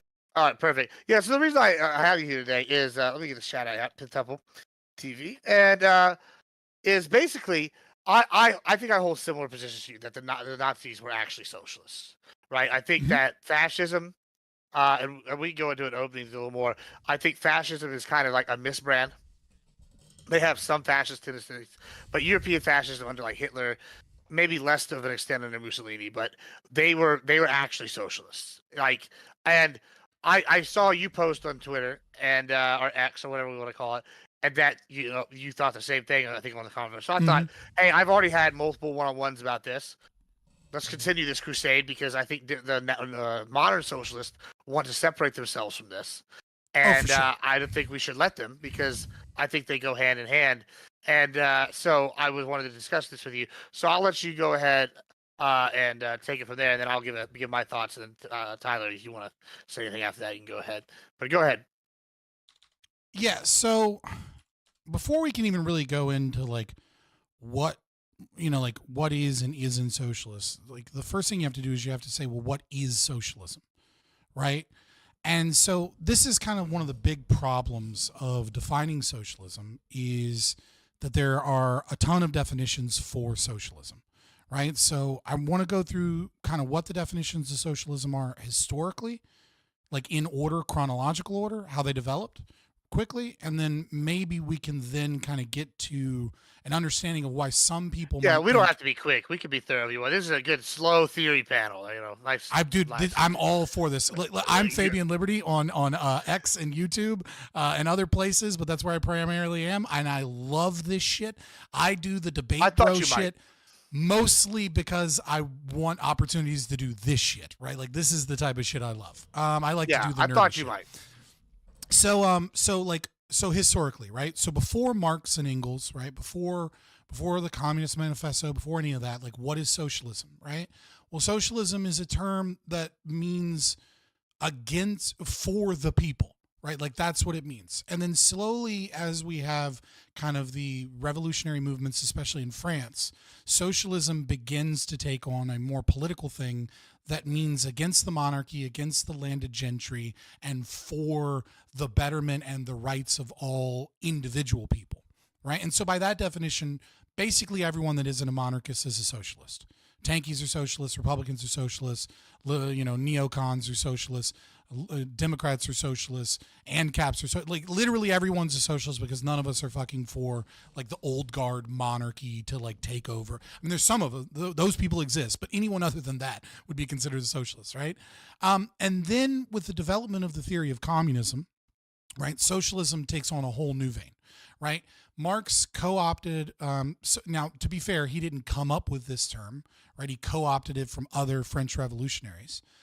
Like most things, like most Marxists, Marx himself was, just stealing other people's ideas and rebranding them. But nevertheless, right, Engels lays it out fairly clearly in Socialism, Scientific and Utopic. But you get another definition from Marx's German Ideology, 1845. And they both basically say the same thing, which is that socialism is a historical process, right? So there's no policies that define socialism, right? What socialism is a part of the historical materialism or the historical material dialectic or historical dialectics, whichever author you're reading at that time, what they're talking about, right? And so it presupposes communism as true. It presupposes that communism is the end state, kind of no matter what. That we will get there and we will eventually get to communism kind of no matter what happens. And that socialism is the process of crisis and revolution and synthesis of resolving contradictions, right? So when you read Engels' Socialism, Scientific and Utopic, he talks about the invention of capitalism, and he talks about how the landed gentry in England, for example, are, there's a contradiction inherent between the oppression of the nobility versus the oppression of the proletariat, right? And that this contradiction starts to come to a head. Oh, where'd Tyler go? I don't know. Okay, so this contradiction starts to come to a head, right? And it comes to a head because there is this burgeoning merchant class that exists, right? And now there's this power problem between the merchant class and nobility. And so there is this, revolution afoot. And so, what occurs is this invention of capitalism, and then this as the contradiction's coming to a head, the power needs to reassert itself. And so the power reasserts itself by creating guilds, by further oppressing the people, by giving titles to the merchants, etc. Right? And so you have to understand that the Marxism's kind of concept of socialism is not healthcare for all. It's not unions. It's not any one policy, right? I think a great example of this is nationalism. I've talked about it a lot, right? In the Communist Manifesto, Marx, says the working man has no party. And yet Marx supported nationalism in Ireland, and he supported nationalism in Poland. And he supported them because they were a means of creating critical consciousness, of awakening people to the inherent contradictions of capitalism and the oppression of people, right? So that they could, and it was okay that they had this nationalistic fervor so long as it was a part of the natural process of breaking away from the capitalist, superstructure. Okay? So that's one definition. Stalin comes along, with Lenin, obviously, first, but Leninism and Stalinism kind of bleed into this idea. Obviously there's a lot of other movements. I don't want to get into everything that happened in the USSR, right? But essentially Stalinism and Leninism begin to put forward this concept that socialism is when the workers own the means of production. Right? And obviously it's referencing theory, but Stalin evolved theory in socialist thought, as did every other, communist dictator or socialist after them. Most of them wrote theory in some regard, right? You saw this obviously with Mao, you saw this with, obviously you didn't see this so much with the Khmer Rouge because they denied being communist while at the same time claiming to be communist. A lot of contradictions there, but commies love contradictions. Nevertheless, there's this new definition that emerges that socialism is when the state nationalizes things and then, manages it for the people, and that this state is a means of holding the power, and then holding the power for the people and away from the interests of the capitalist class, right? So price control mechanisms and, the commissars, and all of the processes of this massive central planning, presumably for the benefit of the people, is a new type of socialism, right? Fast forward, there's a couple other different types of socialism that exist with different movements. You have Luxemburgists, and you have anarcho-communists, and you have post-left anarchists, etc. Right? But then we get this kind of modern preconception of socialism from the Fabian Society, from Frankfurt School, from democratic socialists, etc. Right? Which is that socialism is when the state is involving itself for the betterment or for the welfare of the people, right? So that we can still have a market economy, right? And taking aspects of mutualism, we can still have a market economy. We can still have price without price controls, so long as there's this really generous redistributive welfare state, right? That is kind of fixing the inherent contradictions of capitalism, right? Capitalism has these market failures, and so the state is going to step in to give money to poor people that are left behind by capitalism, etc., so that we can fix the inherent problems of capitalism. And we need a whole bunch more of that, and that's our form of socialism. And then lastly, you kind of have the libertarian argument, right, which might not be that historically valid, but I in this conversation I should give it, right, which is that I kind of agree with the democratic socialists, but to the extreme, which is that when the government steps in to fix problems of capitalism instead of getting rid of regulations, that this is a form of socialism. And so I unironically think 99% of the time when the government does stuff, that's socialism, right? Because as far as I'm concerned, it's similar to what Marx is saying, right? That there is an inherent contradiction of capitalism and that the state needs to involve itself, and that it's going to do things to force it. Now, when I say Hitler is socialist, the Nazis were socialists, I could use my definition, but most people would take umbrage with that because that my definition essentially makes everything socialism. And so, like, I understand that argument. My argument tonight, and through our discussion, hopefully, and hopefully I have tons of evidence of this, right, is that that Nazi Germany fits every single definition of socialism that I have presented here forward, right? It fits that it is anti-monarchical, obviously.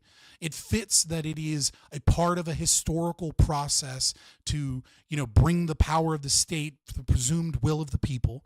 It fits the Soviet Stalinist era concept that, nationalizing of industries, etc., which is going to be the contentious one, I think, for most of the audience because they believe so much in Nazi Germany privatizing things, but we'll get into that more. And that it fits this modern democratic socialist concept of, redistributive power, for the will of the people. We'll get into things like strength through joy program, etc., right? And then it obviously fits my libertarian definition. So that's kind of my initial argument there of what socialism is. And why I think Nazi Germany is that. That's a perfect segue, actually. I'm so glad you said strength through joy because that's going to be something I talk about. I'm going to take a little different tact to this. I think they're socialists. I think it's pretty obvious. I think that one of the issues I have with this, I'm going to read an opening. I've kind of semi-prepared. I'm having an IKL Rich problem where I planned for this, and then I started compiling shit, and I just ran out of time. So if it's a little bit choppy, it'll be all right. We'll get through it. I've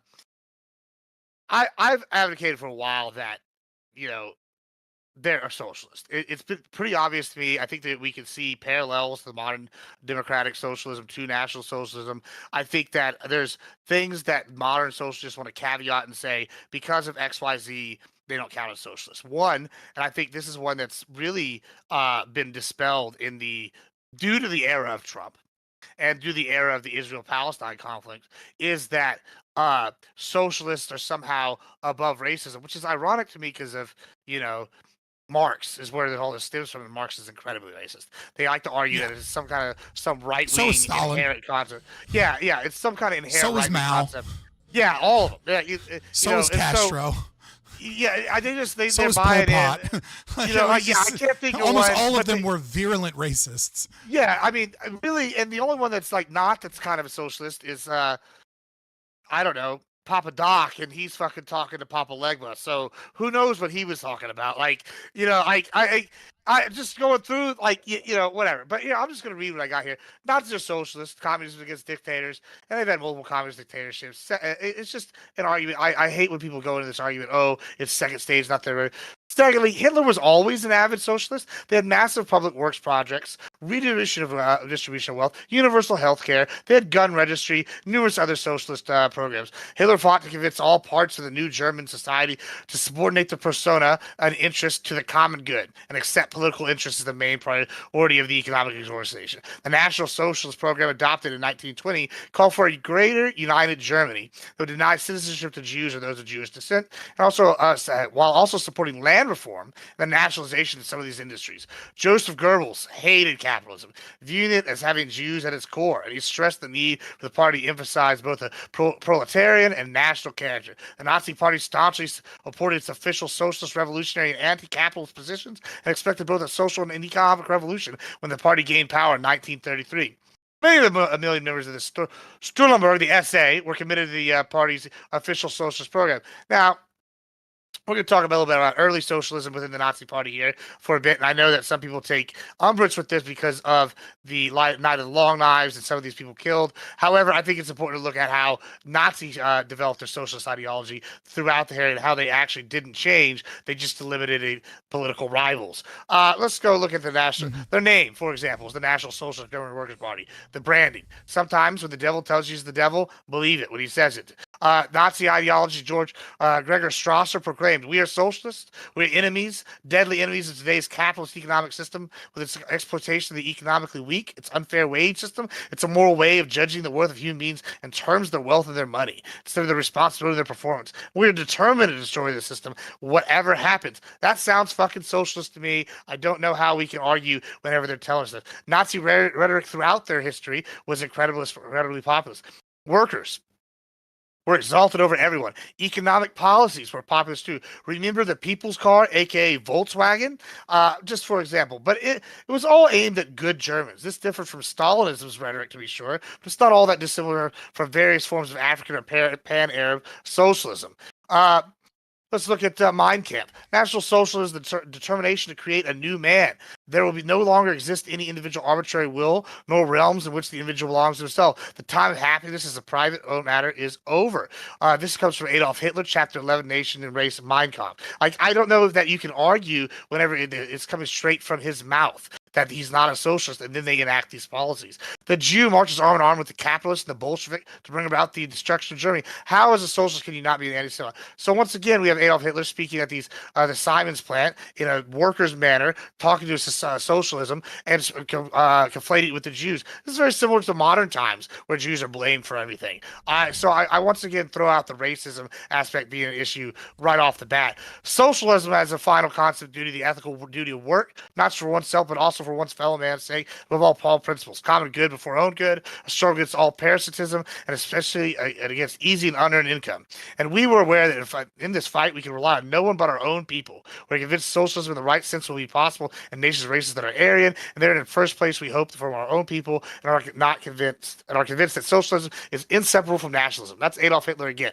Now, we're going to come back to this idea because it is different from the communist kind of manifesto where it's a global workers unite. They did focus on a nationalized goal, which was much more attainable.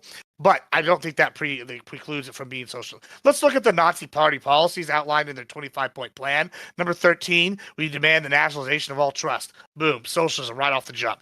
14, we demand profit sharing in large industries. Boom. That sounds like socialism to me, boys. I don't like these are all things that fall in these categories that Fabian just listed. We demand a generous increase in old age pensions. That's 15. 16. We demand the creation and maintenance of a sound middle class, the communalization of large stores, which will be rented cheaply to small tradespeople, and the strongest consideration must be given to ensure that small traders shall deliver the supplies needed by the state. The province is 20 in order to make it. All right, we're not going to dive into all that. It basically just goes forward saying they're going to provide for everything. States provide. 21, state is duty to help raise standards of national health, paternity, welfare centers. Oh, wow. Surprise, surprise. Welfare. Providing juvenile labor. Wow. Prohibiting juvenile labor. Wow. We're going to just have more, no yearning for the mines. Guess the Nazis are just saints. By increasing physical fitness through the introduction of compulsory games, gymnastics, guys, or whatever going on the youth stuff. 23, we demand there be a legal campaign against those who propagate deliberate political lies and disseminate them through the press in order to make it possible creation of a German press. We demand, etc., etc. They're taking over the legal thing. Wow, we see that's familiar. I don't know who did that. Facebook, where they can push down the arguments about COVID. I don't know. It seems pretty similar that these socialist things are wanting the same thing. The Nazis were also for abortion. Strangely, interesting. That's a platform of the left today. Nazis believe in strong social government that control business through regulations. Okay, surprise. The Nazis believe the government healthier. Surprise. The Nazis had government-run education. Surprise. They believe the individual should be sacrificed for the greater good of the community. All these things just go. We mentioned Strength Through Joy program. Germans receive leisure opportunities such as alpine ski trips, cruises, theater tickets that were previously only available to higher classes. Wow, that's very much workers focused, workers first. Etc., etc. I'll skip over some of this. Like Marx said, basically uses, let's just say, not flattering language for black people. But that really shows that racism can be socialist, leftist, and all. And Jews. He does that. He's not a big fan. Let's just go with that. But let's move on to Dr. Goebbels. The Nazis' chief propaganda is a major policy writer. right? Joseph Goebbels actually comes from the social wing, socialist left wing that Gregor Strasser comes from. And when people are like, oh, well, they had Gregor Strasser killed, I mean, I would argue that it was just because Goebbels was in power, Strasser wasn't. It's a threat. Socialism is the ideology of the future. The burgeoning of the yet to yield the working class. We are socialists because we see it socialism that means in faithful dependence of all folk comments, the whole possibility, preservation of our racial genetics, and thus reconquest political freedom for the rejuvenation of the German state. We are not a charitable institution, but a party of revolutionary socialists. I mean, we can just keep going on. He talks specifically about capitalism being unbearable, socialist. It's pretty clear that Goebbels enacted policy and thought they were a socialist right up to the moment that he took his own life. Just one final thing, phrases like "we are the worker party," they're all throughout their speeches. We see this in their language of the policy. I think this is important. People don't want to talk about this, but reusing language, reusing things. This is kind of the same thing when we talk about like, oh, snake oil salesman, using Republican language against this goal. People are going to argue that, oh, this was all branding, but I'm going to argue based off their policy and based off the definition, they absolutely fall into the socialist category. I'm going to use another quote by Goebbels, and I think this also has eerie parallels today. What does Christianity mean today? National Socialism is a religion. All we lack is religious genius capable of uprooting outmoded religious practices and putting new ones in their place. I mean, this almost equates Hitler to a messiah role, but it kind of goes into the idea that they follows it up. What does Christianity mean? National Socialism is all okay. Wait, hold on. Yeah, we lack traditions and ritual. One day, through National Socialism, religion of all Germans. My party is my church. I'm here to serve the Lord. This is basically replacing the church with the government. It's very eerily similar. I find this playback between the two in modern times over and over. But just look at the economy. We can argue even if they didn't necessarily capture things via actual nationalization, they basically it would take me like 2 hours to get through everything you said, but so far. Yeah, sure. Yeah, I'm just speed reading some of my stuff here. Stouffer, who fled we can Germany, get to them point by point. You know? Yeah. Yeah, sure. Never initiated widespread nationalization initiative, but he explained in some ways this was instinctual without difference. I think this is important before we go on. The socialization of the entire German productive machinery, both agriculture and industrial, was achieved by methods other than expropriation to a much larger extent on an immensely much more comprehensive scale than the authors of the party program in 1920 probably ever imagined. In fact, not only were the big trusts were gradually but rapidly subjected to government control, but so was every sort of economic activity, leaving not much more than the title of private ownership. This is according to economic historian Richard Ebling. We can go on further, but in closing, before I turn it over to Tyler, and then we open it up some. The historical record is clear. European fascism was simply a different shade of socialism, which explains, as Hayek, I'll skip something here, while so many fascists were former socialists, Mussolini on down, including Laval and Queensland, right? Like Marx, the Nazis loathed capitalism and saw the individual will and individual rights as subordinate to the interests of the state. It should come as little surprise that these three different shades of socialism achieve so much similar results: poverty and misery. Socialists will continue to argue Nazism is not real socialism, but the words of the Nazis themselves suggest otherwise. The age-old adage, as I said earlier, of if the devil tells you he's the devil, you should believe him. And I really just don't find any reason not to believe him whenever they enact the policies and they say these things. Tyler, what are your thoughts on this? What do you think about Nazis being socialists? Well, I went a little bit different of a route from you guys. I kind of took a little to dive into socialism itself and was looking specifically at a gentleman named Sorel and syndicalism.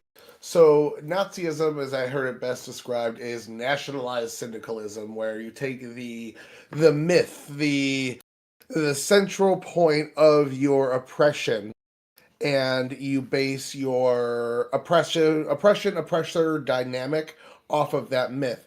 And with nationalized syndicalism, you took the class struggle from classic socialism, and all you did was replace it with nationalism.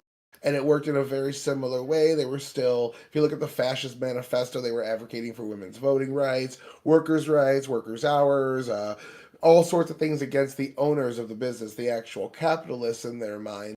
And then when you get into actual nationalist socialism, you see privatization, which took the businesses away from the business owners, moved them into the hands of people that were loyal to the government.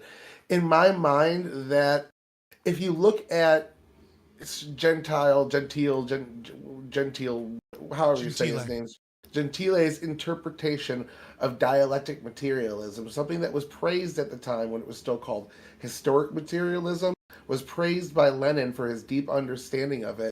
If you look at his writing on this, you can see that he's talking about this stage in capitalism to be, or this stage in fascism to be the collective movement that pushes how did Marx put it? It was the fifth stage, the authority of the proletariat or the enlightened class. This was their fifth stage of dialectic materialism. And they were advancing toward the similar end goal from a different means. Until fascism became opposition to communism, they actually got along pretty well. There's quotes of Stalin saying that they were natural allies. There's also, after the Nazis fell, there was Stalin tried to start up the Nazi newspaper again in Germany to try to recruit disgruntled or fascists that got away to his cause, saying they were much more akin to his movement than they were to the capitalist movement that the Weimar Republic started as prior to Nazism taking over. So what we're kind of seeing is an evolution of the word today, and I'm guessing that's where we're going to eventually go with this, since we all agree, is how it's being used today is kind of what's being considered neo-fascism, in the same way that like this post-Frankfurt School Marcuse version of social inception of Marx. Yeah, thank you. I don't know how to say foreign names, man. I'm real bad at it. Like, It's just Herbert Marcuse. You can say Marcuse or you can say Marcuse. It doesn't matter. Yeah, I like that though. That sounds smart. But it's neo-Marxism. It's what's coined as, James Lindsay calls it that. It's the inception of Marxism into different critical theories that change the myth from a class dynamic to a race dynamic to a gender dynamic to all sorts of oppressor dynamic. With Gramsci. Yeah. And Antonio Gramsci in Prison Papers in Italy. Yeah. Yeah, that shit is like the version. So we're dealing with the fascism. We're dealing with another neo version as well, and it serves as a smear tactic, which somewhat so does neo Marxism, but it's a smear tactic for being pro-government, being pro-law and order, being not wanting illegal immigrants in your nation, having some sort of too much patriotism for all sorts of things that are actually in the majority in the United States. And it's the ideology that fuels a lot of this new talk about the new expanded definition of white supremacy. And a lot of it is incepting the culture in a way that we now see people rebuking. I hate to be that data guy that brings up the nerdy shit, but this New York Times poll showed 84% of people do not want trans women in locker rooms, sports, or any of those in bathrooms with women. 84%. It shows that 50% of people think we went too far on gender issues, and about 30% of people either say we're good now or refuse to give their opinion. Less than 20% want to go further. Like, we're at the point in society where some of these neo-Marxist theories are at a tipping point. We're going to start seeing pushback because they've gone too far. I think that's the reason they're hot topics right now. That's the reason Trump is able to run an ad that says she's for they, them, and not you, and polling testing showed that it was one of the most effective political ads of the season. I think that we're seeing the end of this movement. I appreciate it. I guess we do kind of have to tie it to today a little bit and why people want to deny it. I do want to clear up just for the record, and I don't think you were wrong in what you were saying. I just want to make it clear to the audience, right? That, syndicalism and anarcho-syndicalism, right, coming from Bakunin, and having his issues with Marx and getting kind of like kicked out of the International, and then evolving in Italy into a more socialist syndicalist movement that eventually becomes national syndicalism, right, is kind of the follow through birth of fascism, right, in classical fascism or in Italian fascism, right. And so it's also important to note that in many things, utilizing what it is that they said and what they called themselves is going to be like, is kind of like playing the floor is lava, right? And when I say that is because you can find just as many quotes from Marx or Gentile or Mussolini or any of these fascists or Nazis, against each other or against Marxism or against communism or against socialism, as you're going to find them for socialism, for communism, for Marxism, etc. Right? So it's like, while it is important to point out, that Hitler and Goebbels many times called themselves socialists, praised socialism, talked about Marxism in positive light, and etc. You're going to find just as many quotes as them saying that, obviously, right? Like the Marxists were anti-Bolsheviks, right? So they were against Marxists while being for Marxists, right? So I think the behaviors that they engaged in is just as important, if not more important, than the kind of like quotes and phrases and arguments that they have, because I think actions speak louder than words anyways. But it is important to note that, like, syndicalism, moving into national syndicalism, moving into fascism, and then recognize that, the Nazis wanted to differentiate themselves from the fascists, despite being very, very similar in structure. Certainly wanted to say that they were something else, right? And you kind of expect that for any any political movement that's so heavily based in identity, right? While there's blood and soil in Italy for sure, right? Volkism has such a stronger tradition in Austria, right? And so the blood and soil aspects of the Nazis is far more powerful, I would say, than it was in Italy. I would also say that Italy was more willing to kind of, or I would say Mussolini was more willing to experiment politically, right? So he has, he has this economic devastation in the 40s. Is it 39? I can't remember the exact year. But he brings in a guy who is a fascist to be his economic advisor for 2 years, who immediately gets rid of rent control and immediately starts opening up tariffs and heals the economy in Italy for a little while, and then he immediately sacks him to go back to the same shit that fucked up his economy, right? So it's not in a sense, a lot of them are, like any any authoritarian dictator that's especially one embroiled in a coming or in a war, right? Many of the policies that they have change over time and they become pragmatic, right? They're attempting to adapt to the situation on the ground.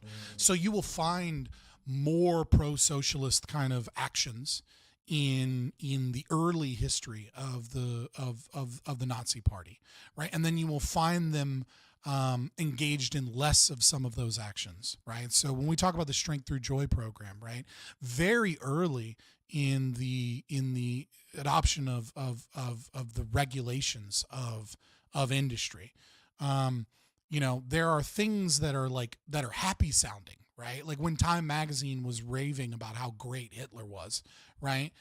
Before we start, going to war with him, he did these factory beautification programs. He did these tuberculosis vans, right? Where he had nurses and doctors that would show up to, bad neighborhoods in a van, to test people for TB and give treatments. They had gyms that were installed in factories. They instituted holidays. They instituted, mandatory vacation days. All of these things sound great, but as the war starts kicking off, right, a lot of these things start to go away, and they're like, aha, see, this is a proof that it was all just to trick people and that they weren't really socialists. And it's no, they were fighting a massive war, and when you engage in price control and you start going broke, you start having to cut costs. You start having to figure out ways to save money so that you can continue cranking out weapons and machinery. Well, just to touch on that real quick, I might disagree with you slightly, but I think we're kind of on the same path here.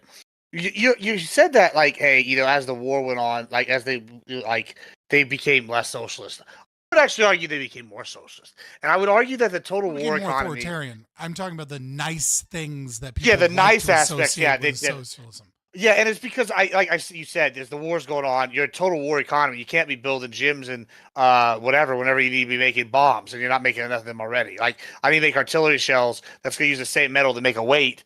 I agree that you're not going to be able to put that in there. I think you're absolutely correct in that assessment. I do think that they became more socialist actually during the war, and the total war economy is maybe the only reason why they were. allowed to be a somewhat successful or the only successful socialist country up until their defeat. Like now, depends on how we define success. Obviously they got defeated, but like it's kind of like that. I was watching a World War II documentary. He goes, "It's really easy to be socialist whenever they come up to you with a gun, say, 'Oh, you don't have any talents? All right, cool. You're gonna dig these ditches for us.'"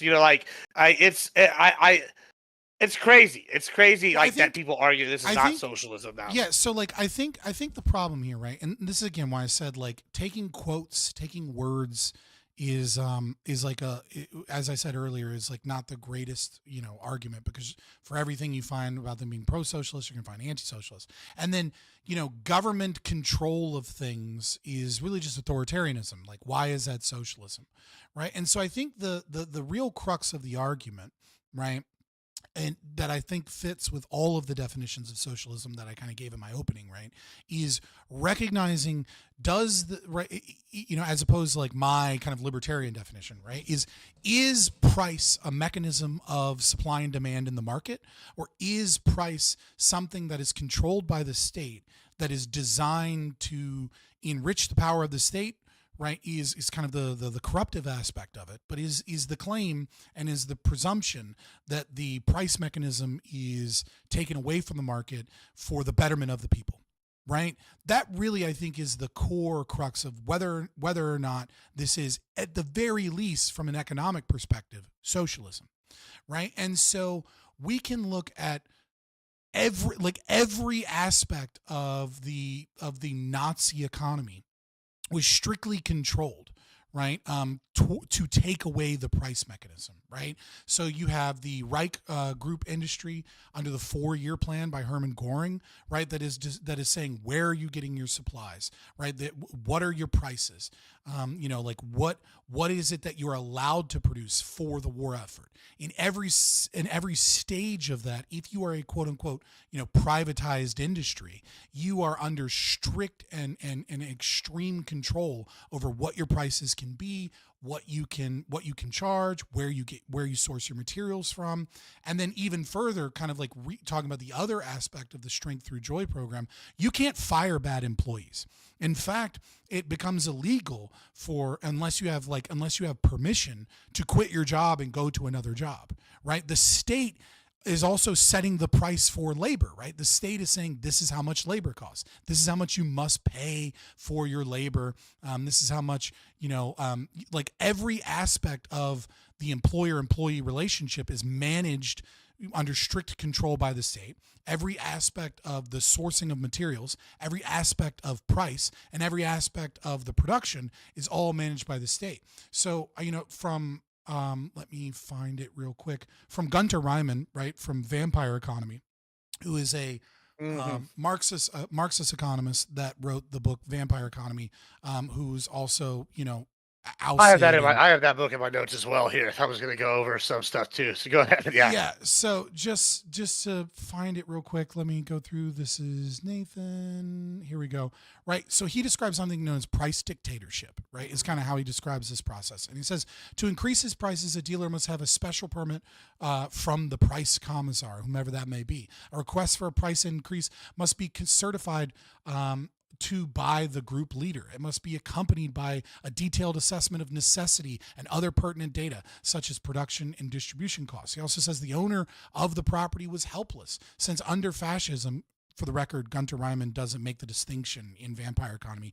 Also, this is written in 1939 between the Nazis and Italian fascists. He puts them together. So he'll say fascism, but he's always talking about Nazism. Since under fascism, there's no longer an independent judiciary that protects the property rights of private citizens against the state.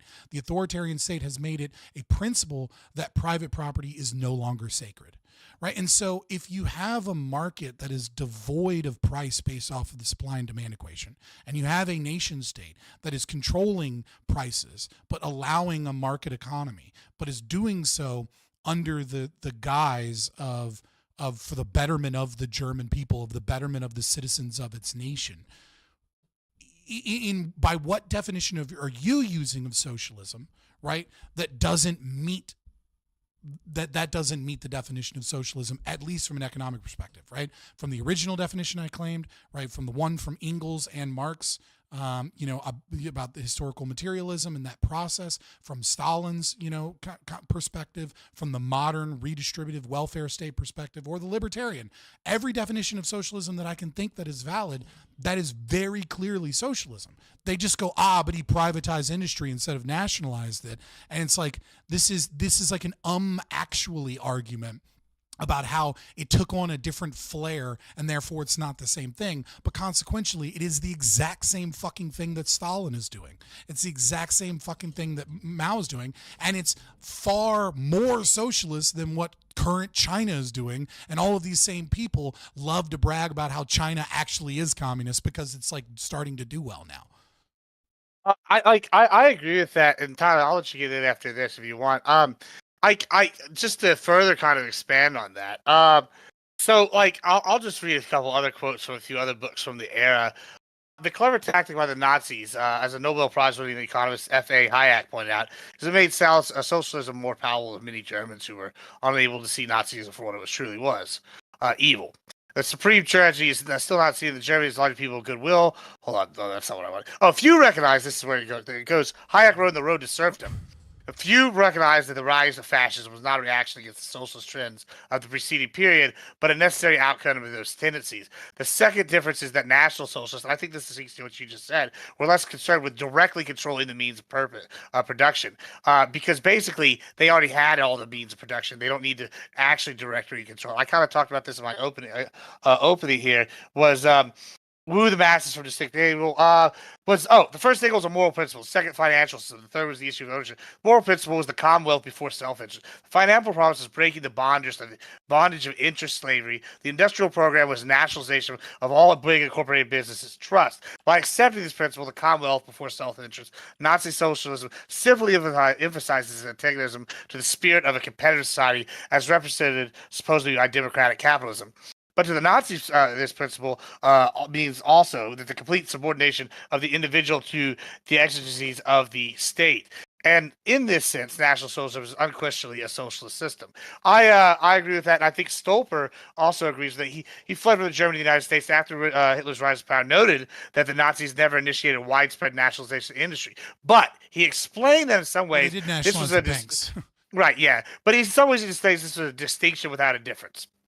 And I'll just read what he says. The socialization of the entire German productive machinery, both agriculture and industrial, was achieved by methods other than expropriation to a much larger extent and on an immeasurably more comprehensive scale than the authors of the party program in 1920 probably ever imagined. In fact, not only big trusts were gradually but rapidly subjected to government control in Germany, with so every other sort of economic activity, leaving not much more than title private ownership. You're talking really fast and kind of mumbling while talking. Oh, fast. sorry. Yeah, it's so much my mic. Yeah, sure. My apologies. Yeah, I'll just even share it on screen. The cameras are fucked up too, by the way. Oh, well, that's my fault. Oh, it's not my fault. Yeah, sorry, I had the wrong page open here. And then I guess the last quote is from the one you just read here. In his 1939 book, The Vampire Economy: Doing Business Under Fascism, Gunther Reinmann reached a similar conclusion that economic historian Richard Evelyn notes. While most of the means of production had not been nationalized, they had nonetheless been politicized and collectivized under an intricate web of Nazi planning targets, price and wage regulations, production rules and quotas, and strict limits and restraints on the action and decisions of those who remained. Nominally, the owners of private enterprises throughout the country, every German businessman knew that his conduct was prescribed and positioned with the wider planning goals of the National Socialist regime. The historical record is clear. European fascism was simply a different shade of socialism, which helps explain, as Hayek noted, why so many fascists were former socialists.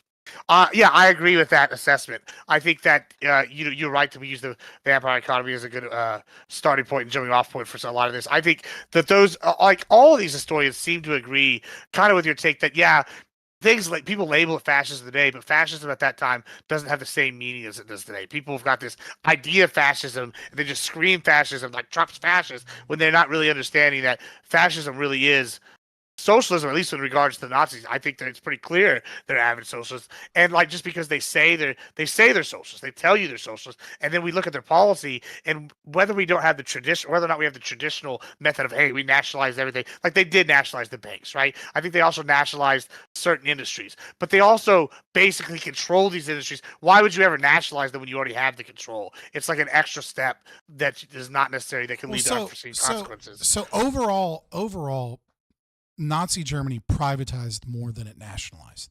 Okay, and so this is a large argument that the tankies or the anti kind of to those of to the opposition that Hitler was a socialist. They say, well, he privatized so many industries, right? There's a couple of things we have to recognize here first. So what did privatization actually look like, right? And that's kind of what you're getting at without like, I think like you're kind of talking around this like process, right? And that is, so some industries were nationalist. Now, obviously, he nationalized the banks, and he nationalized a few other things. But there was the privatization kind of like took on two aspects. So number one, there's Aryanization, right? That is a uniquely kind of German means of privatization, which is getting rid of property and industry that is controlled or owned by Jews and taking it away from them and then giving them to other people. Right. So, I mean, like, and you can, the idea that that's somehow anti-socialist is insane to me, because, I mean, find me a communist, revolutionary that took over a state and, created a socialist state that did not punish demographic groups. You know what I mean? Like, for example, like we can stick with Stalin, just to make it easy, because I think this is kind of like the quintessential socialist state, right? I mean, Stalin under the Molotov-Ribbentrop Pact, worked with Nazi Germany. They invaded Poland. They were part of the they initiated the Kate massacre, killing over 20,000 people. They took Jews in. Now, they did not give the Jews to the Germans to go to concentration camps, right? However, they did punish, they did forcibly move those Jews to work camps in Siberia and to other places. They did, he did try and stop, Yiddish culture from spreading. He did institute state control of synagogues. He did engage in there's the anti-cosmopolitan campaign, right, which was really just an anti-Jew campaign to blame Jews for problems, and started rounding up and re-educating Jews for the crime of being successful and being Jews. There was the doctor's plot, obviously, towards the end, where he's blaming Jewish doctors, and the Jews for trying to poison him as he starts to go off of the fucking deep end, and then starts punishing Jews and successful Jews, right? So the concept that like the punishment of Jews or demographic groups is somehow anti-socialist because modern day socialists have adopted like woke theories and neo-Marxism is an absurdity, and it's just an anti-historical look at what socialism looked like before modern day critical theory. So there's that, right? So that's part of privatization. The other part of privatization, kind of as you kind of laid out, is that privatization was a means by which the German government could control all of the relevant aspects of the economy for the will of the people. But then instead of having them being direct government employees, they're just centrally planning all of the aspects of their of the economic process, right? So, for example, everything is under the Reich, Ministry of Economy. I'm looking through my notes real quick. I did take some notes, not a ton. I just don't want to get this name wrong, but now I'm not sure that it matters. But right, like it doesn't. You can say the name wrong. Right, it's fine. You get what I'm saying, right? Like, I think it's Reich Ministry of the Economy, but it could be Reich Group Industry should be a subset of Reich Ministry of the Economy, but I could be getting that name wrong. But nevertheless, right, there is like price, like I said before, like price is controlled, where you can resource products is controlled, who you can fire, who you can promote, how much you pay people, what products you make. Every single aspect of what it is that you're doing is controlled by the state. And then, of course, we have like this unionization process, right? There's this like kind of weird argument that, Hitler came in and he destroyed all of the socialist labor unions. It's like, yeah, because he created the largest per capita union to ever exist in human history, which is the DAF, right? And he created a state-controlled union that was, yes, they were in charge of propaganda elements. That's no fucking different than all kinds of other organizations, other communist dictatorships or socialist states, however you want to define it, right? But these people were part of a collective network of protecting the rights of the worker, right? Like this is. They go, oh, well, they got rid of collective bargaining is like another thing that you hear because they got rid of all these unions. Like, yeah, because there's no collective bargaining anymore because there's no bargaining for your wages. The wages are set by the state. The exact same thing happened in that argument Russia. never held much water to me. It's like that's never like no communist dictatorship has ever had collective bargaining because the communists take over, setting the price and wage and the communication between the worker and the employer. But because there's this air of privatization, it's like actually like they got rid of collective bargaining, right? It's like it's privatization in name only. Every single solitary aspect of it is controlled in the exact same way any other socialist state would. There is just elements of the day-to-day processes that are left up to the quote unquote private owner.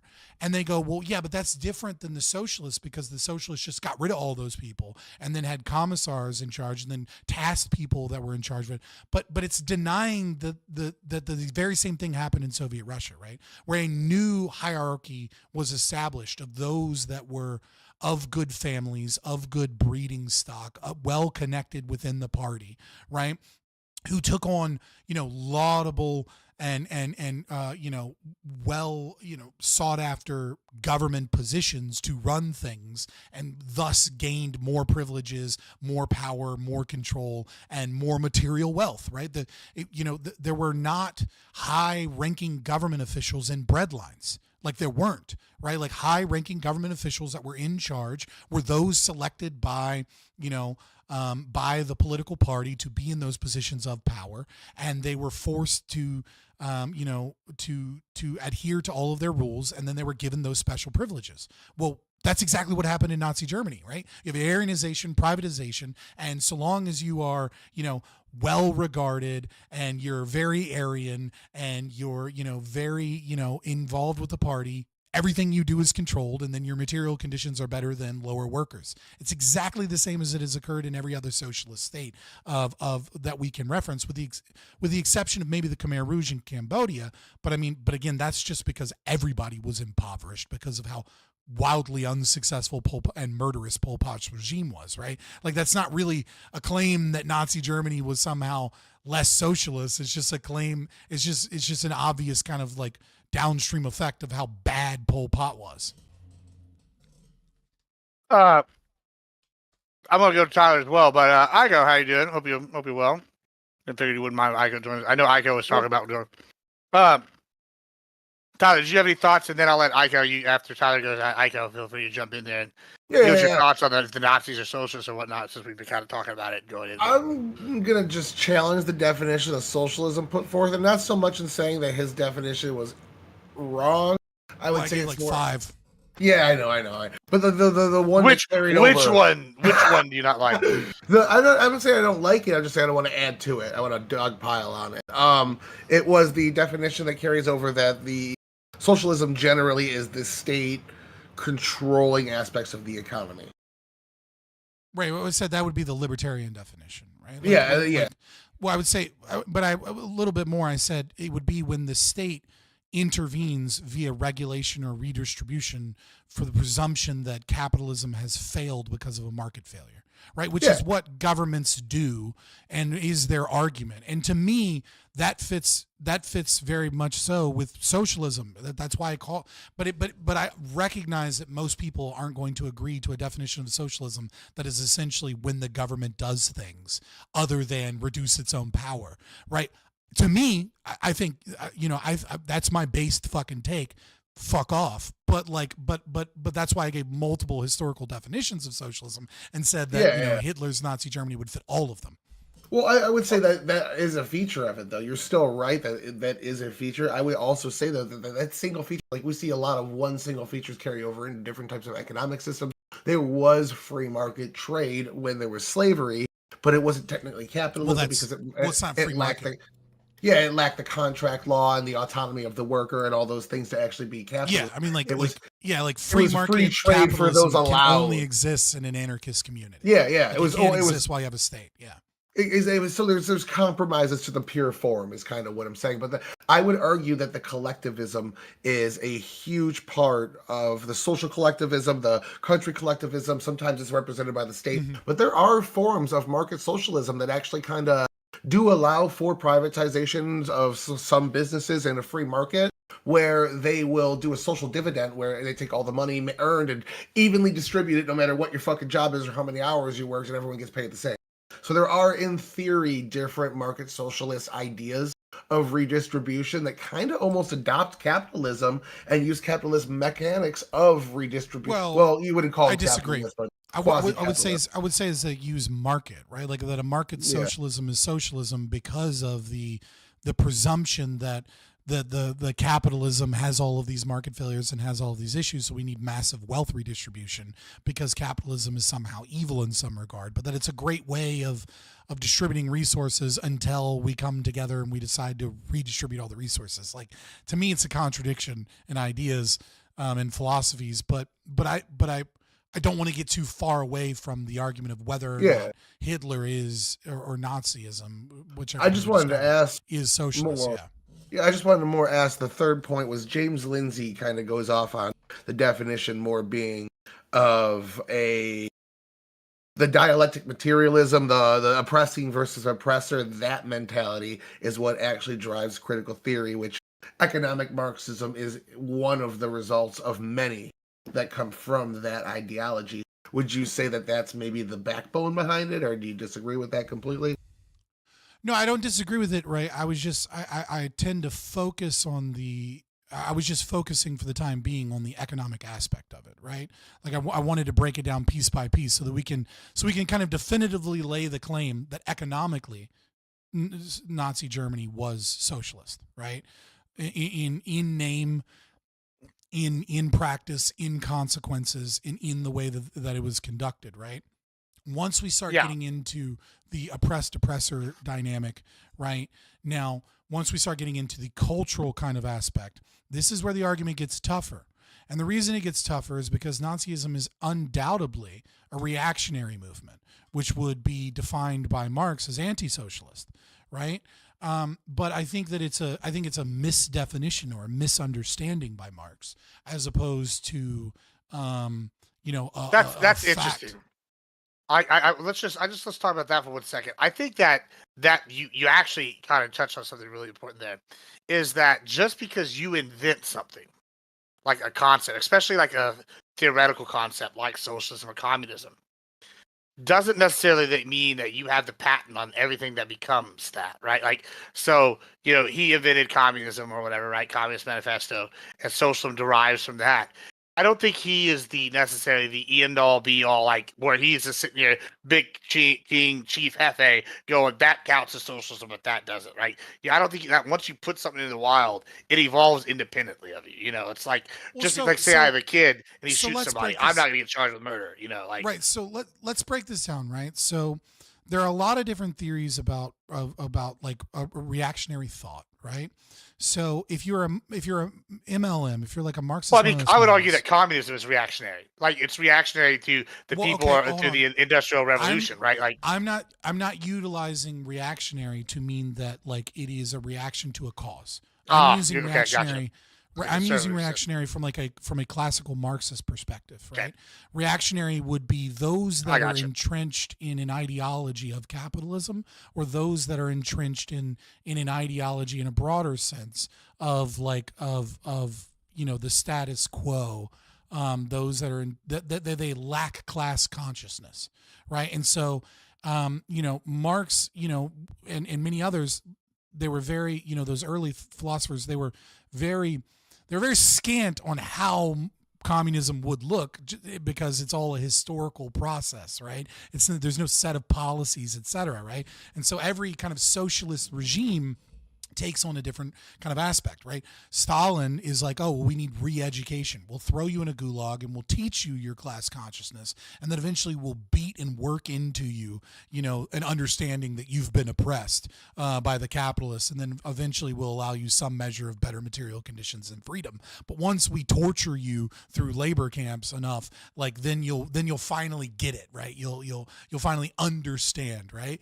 And then you have Mao, right, in his Little Red Book and in many other writings, where he believes that some reactionaries are too entrenched, that they'll never be re-educated, right? And so the Chinese version of communism, because they want their own kind of communism, takes on a much more violent nature, right?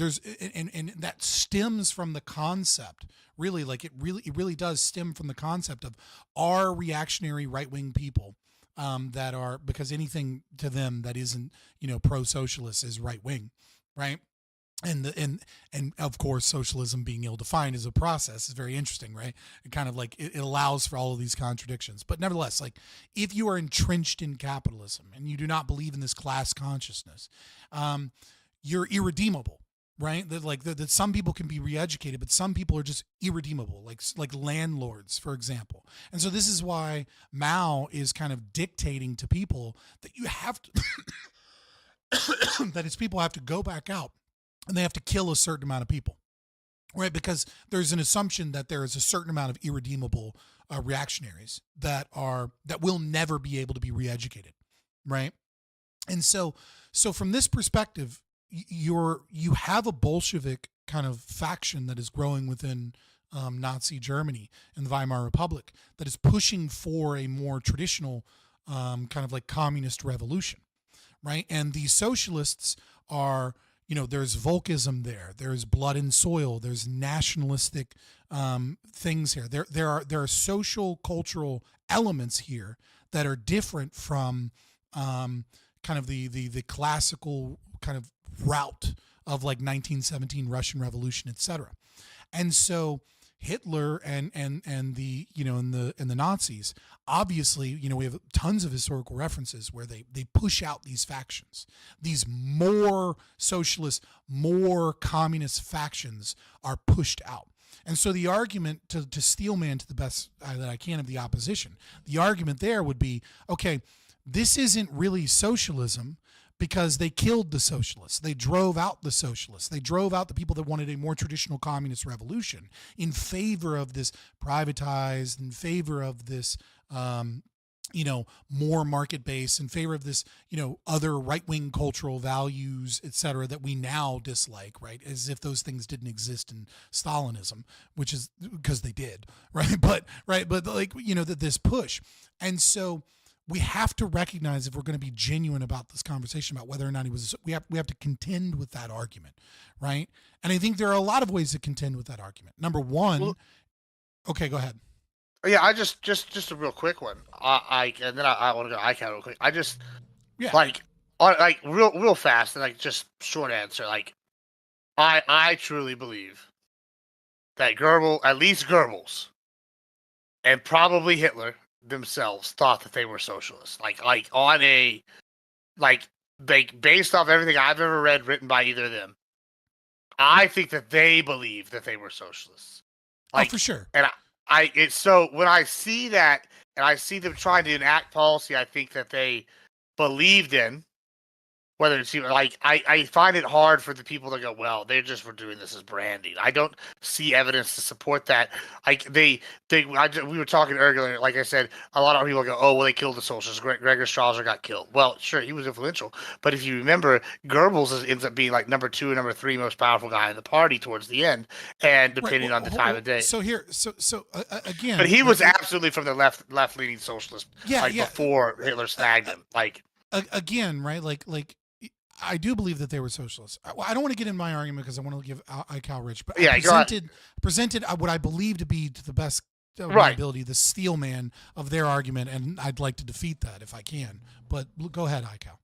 Yes. Yeah, I just wanted to start by saying that when you look at how Fabian defines socialism, the argument makes a lot more sense, right? Because he makes the defenses to saying that anything is socialist that sort of makes government more powerful than it ought to be.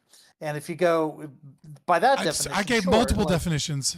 Yeah, he did give 5. I know you did, but I want to start with yours because I think goes a long way towards me empathizing with the position that you're taking here. But I just want to. Part of this is a lot of audiences that are going to follow conversations like this are going to be using definitions of socialism and of conservatism and of right versus left from a 21st century American lens.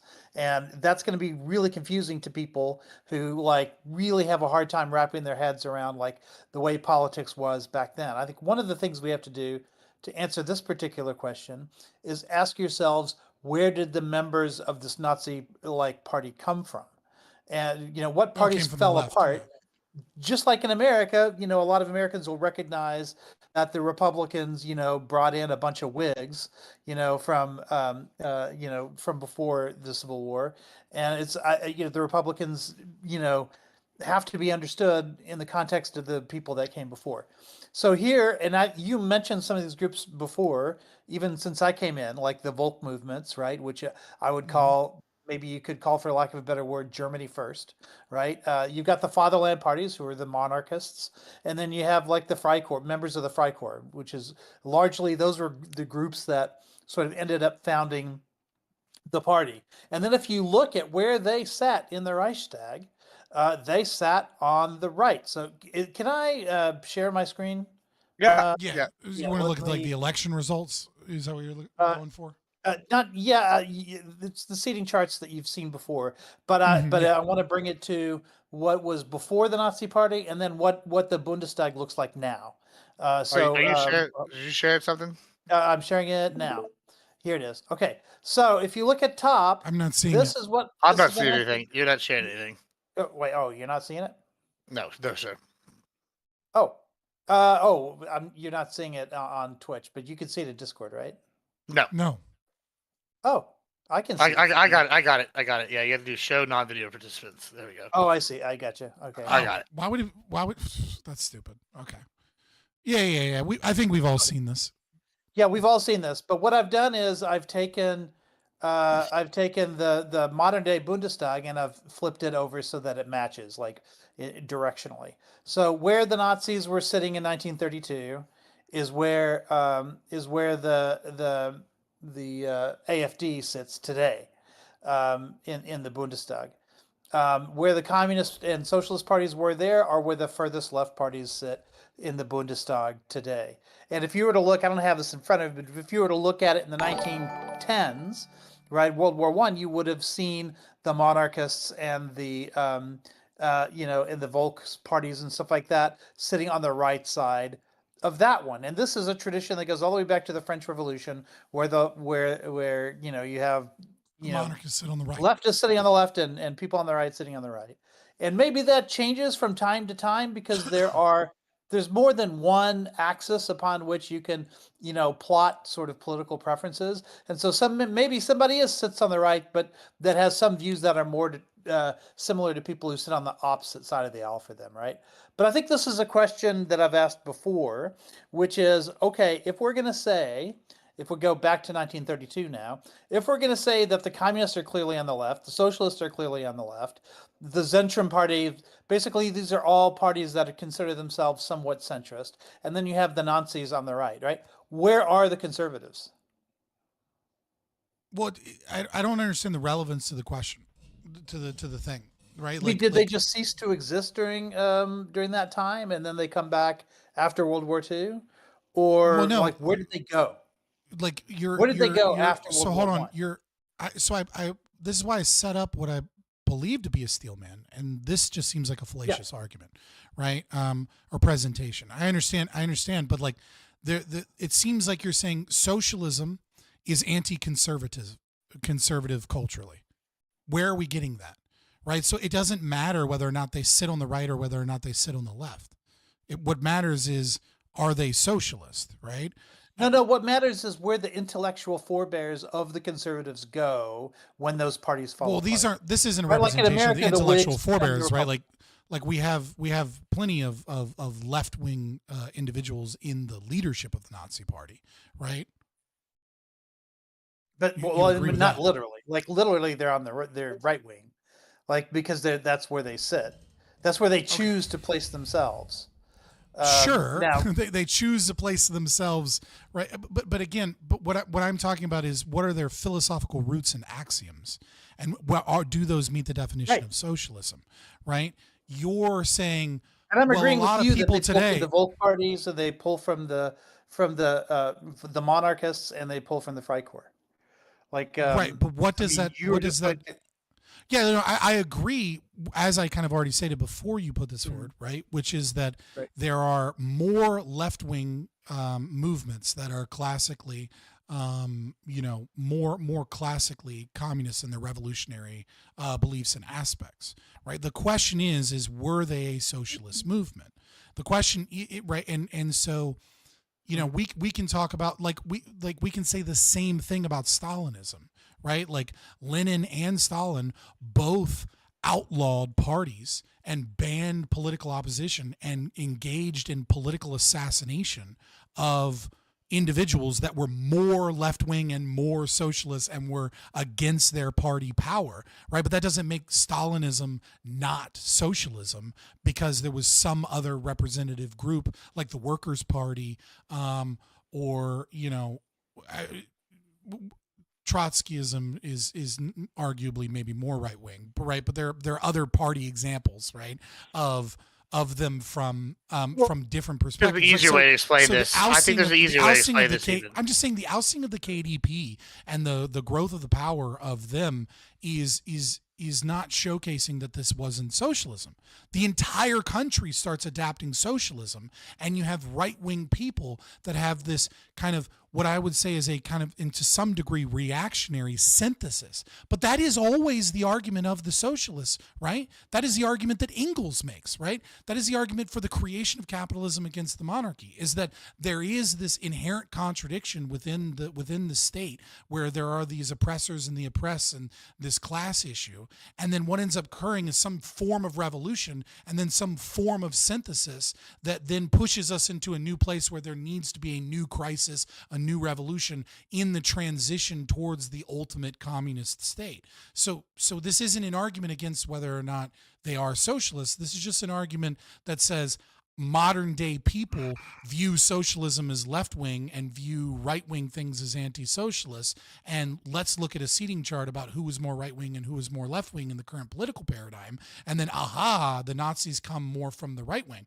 I agree with you on that. They absolutely come more from the right wing in their disposition, but that doesn't make them not socialists. In fact, it makes them a perfect example of socialism because they're forced and pushed away from the capitalism. Yeah, so that's and all why those that's why I things want to compare this to Yeah, go ahead. today, 21st century politics, right? Because you've got the AfD sitting in those same seats, right?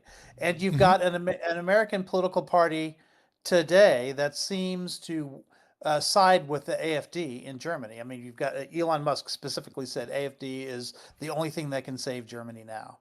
So could you say that the AfD is socialist in the same way that you think Nazis are socialist? in that a lot of conservatives today are trying to co-opt energy from the left with this sort of horseshoe theory, application that these people, to the extent that they believe in government power and they want to use government power for themselves, then I mean I've heard you call conservatives socialists many times. So I think your perspective on this means that the argument that you're making about the Nazis is the same argument that you could make about the AFD. Well, about just MAGA, that I want to address that before Fabian goes. This is really disingenuous, right? You keep bringing up my libertarian concept of socialism and tying it back as a means of like subverting what I'm saying. I don't know if you're doing it on purpose, but I specifically said at the beginning and have reiterated multiple times that like I understand that that's my bias, and that's why my argument is not that it meets that definition, that it meets every definition that I'm giving. Anti-monarchy from the original conception, Marx and Engels' conception, the Stalinist view and perspective of the workers owning the means of production via state power, as well as the redistributive welfare state that we have in our kind of modern political era. So please, if you could, when we have this conversation, if we're going to operate in good faith, please stop trying to tie it back to a definition that I recognize most people won't agree with, and like deal with what we're discussing. Yeah, but okay, but hold on. The reason I'm mentioning it is because if I were to just say, well, this sort of thing applies to AFD and it applies to Trump, I think you would quite reasonably say, yeah, but I don't support those groups, right? So I'm just trying to meet you at where I know you are. I think we can. There is we a can thread, take that away. right? Like I agree. Like I would say, if you want me to make that argument and not do the internal critique from others' definitions, I absolutely can go in that domain, right? But I'm trying to make an argument, that normal people will, that aren't, hardcore libertarians can see and go, yeah, that makes sense, right? Like I absolutely agree that there's a thread between all of these definitions, which is anti-free market capitalism and a growth of oppressor dynamics and collective philosophy. And that as modern parties react to, the growing populism, the anti-establishment, the growing class consciousness that has kind of evolved in our modern philosophy, that the denazification that has kind of like over the last 100 year or over the last 80 years, right? I would say that there is a threat. I would make that argument, but it's not the argument I'm making currently because I'm trying to stick into an internal critique for the audience. Can I jump in on this though? I want to add something to this real quick, and I think you kind of touched on this, and both of y'all kind of have actually. Is that I think another thing we're not factoring in when we look at this seating chart is that something that I think the Democrats got surprised by this election. Is that not only is there a left-right dichotomy, right? There's also like a up-down, north-south kind of classist dichotomy, right? Where there's this populist uprising. So we have people that might not necessarily have the same kind of like conservative values or traditional conservative values. They're voting one way. I don't know that it's fair because if you actually look at the party after it got redrawn and right before, the evidence doesn't support this. The evidence supports that the Nazis were a rapid change to like the usual status quo, and that's part of the reason why they took it. I don't know that it's fair, like the kind of way you're looking at it without factoring in this new kind of like uprising like of the populace. I think what's important to recognize, right, is that the left-right paradigm works when election cycles are relatively stable. Well, no, I'm saying it works when things are relatively stable, right? So if we were to go, let's say, pre-2014 in America up until, let's say, the 1970s, right? The left-right domain is very functional in recognizing where most people fall politically and what their ideas are. But then when we look at, let's say, something like Trump and we see the rise of populism, we see a large portion of people that voted for Bernie Sanders that then voted for Donald Trump. And so it's like, well, those people sit on the left. And it's like, so therefore they sit on the left. When Donald Trump comes in and gets this, like that paradigm of like where someone sits on the aisle and where politics on the aisle in terms of a left-right paradigm only works when you have this like peaceful kind of transition that's occurring every few years. And when populism or large political upheaval occurs, what you find is that those paradigms of like, who sits on the left and who sits on the right radically changes and becomes like kind of unhelpful, unfunctional information, because like new parties, new ideas, and new, like there's a paradigm shift in politics, in the views of people, that really like that can very radically change where people sit politically, because of that instability. Yeah, I would say there's a reordering of ideas. I don't necessarily know that all of those ideas are new, but they are getting jumbled and so that yeah, I mean, like there's have kind of that argument that coalitions there of are people no that- new ideas hardly. You know what I mean? Like, but yeah. So there's right. So what I'm saying is, yeah, it just meant that there were new coalitions forming. People who were on opposite sides of politics then ended up becoming on the same side of politics. I think we're seeing a little bit of that today in the disruptions that are happening in politics. I agree with that. I don't know that. I don't know that's the exact. Okay, all right, hold on. But I think that explains why. Hold on. Like, this is the problem, and I think that maybe Fabian's pointing out to you that I think you're doing here is you're equating a populist shift and saying, "Wow, isn't it similar to fucking Nazi Germany?" Because there's some, anytime I'll even go so far as to say, you know what? I bet that when the Russians rose up and Lenin took power, I bet there was some populist shifts that we could compare to today. I would bet we willing to wager to bet anytime any populist movement, all the way up to Teddy Roosevelt. Anyway, there is probably allegories we can paint today. I don't know that I give so much credence to the allegory you're making right now, where it's like, hey, this is equal to this, or hey, look at it similar with ADP or whatever. Like, I don't know that I buy that. I don't think these are the exact same kind of things. Well, can I actually bridge a gap? I want to bridge a gap a little bit here, right? Because what I think is important to understand about populism is an infantile ideology, right? And I don't mean to say that it's infantile like it's stupid. What I mean to say is that populism rises up when the current situation is becoming unstable, right? When it's kind of like it's almost like in economics it's called like a Gini coefficient, right? I can still hear that. Just gotta do a thing. Yeah. Also, stop sharing your screen if you don't mind. Oh yeah. Thanks. Go ahead. So it's like a Gini coefficient kind of, right? Like where it's like, income inequality, right? When things are stable, right? Like there's a certain, like when there's enough power, like when people's conditions and like lives are like, people have hope, people have like, they're not afraid, they're not, like, and even if they are, like they have trust and faith in the system, right? Because of their quote unquote material conditions, kind of like looking at, from a Marxian perspective, right?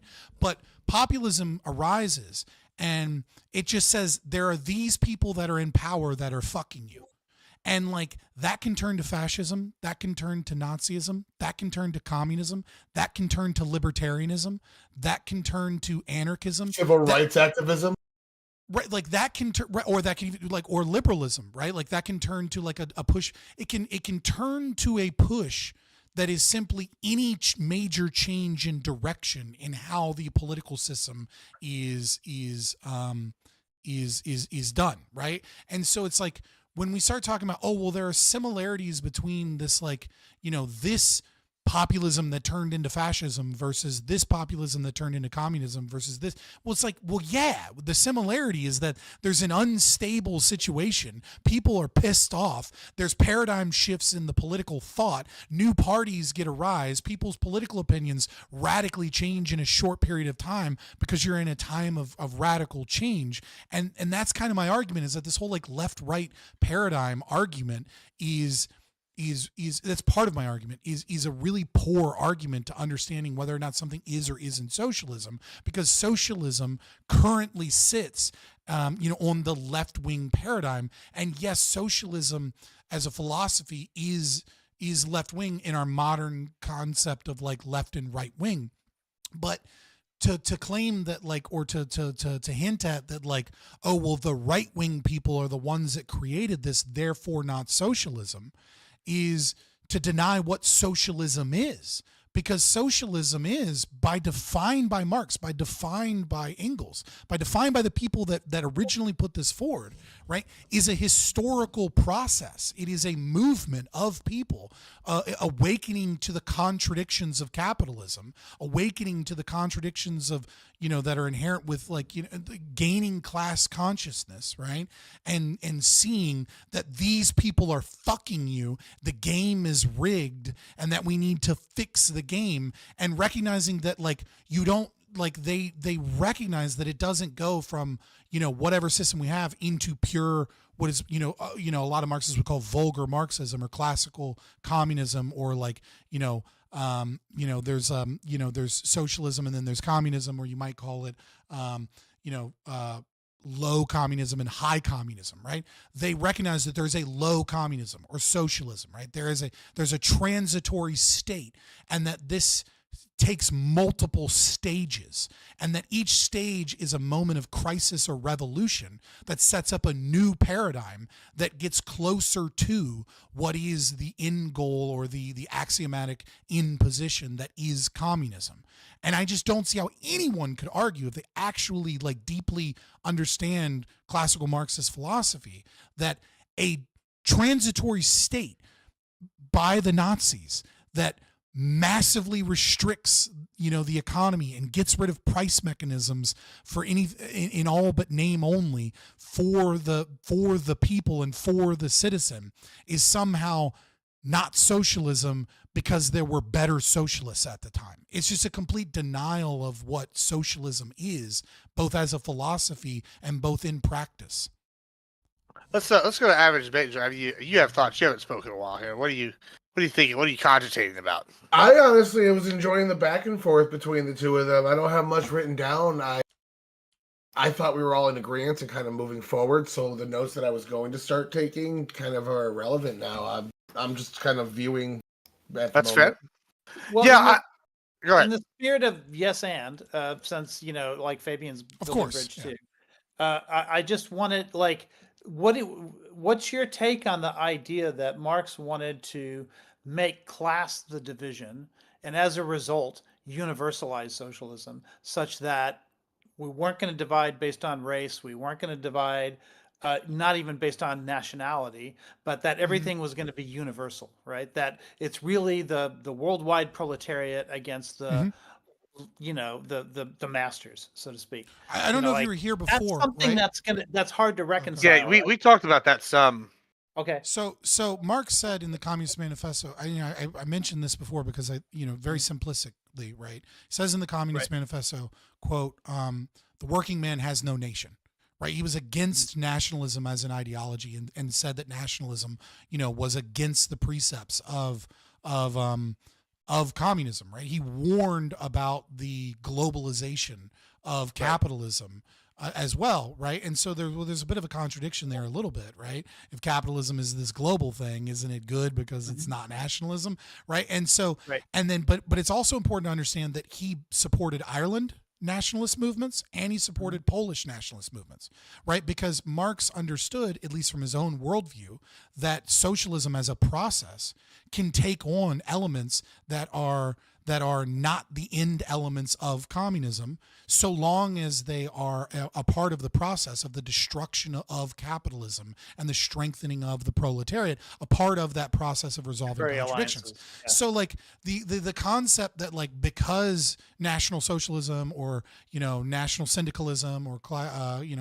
classical fascism is anti-socialist because it is nationalist is to a degree true, but is also false in the sense that if you recognize that it's all part of a process, it's a part of a process of Germany and Italy splitting away from the capitalist superstructure that is the European colonialist capitalist haven. It's them putting themselves in opposition. There's a reason that Nazi Germany was, initially aligned with Soviet Russia. There's because they are anti-capitalist, because they are fighting against, the banking control and the global markets and all of these other things. And so I would say that Marx, is absolute, the concept that it's not socialist because it's nationalist is again a misunderstanding of what the process. I didn't go there. I'm not saying you're making that claim. I'm saying to the audience and to the larger conversation,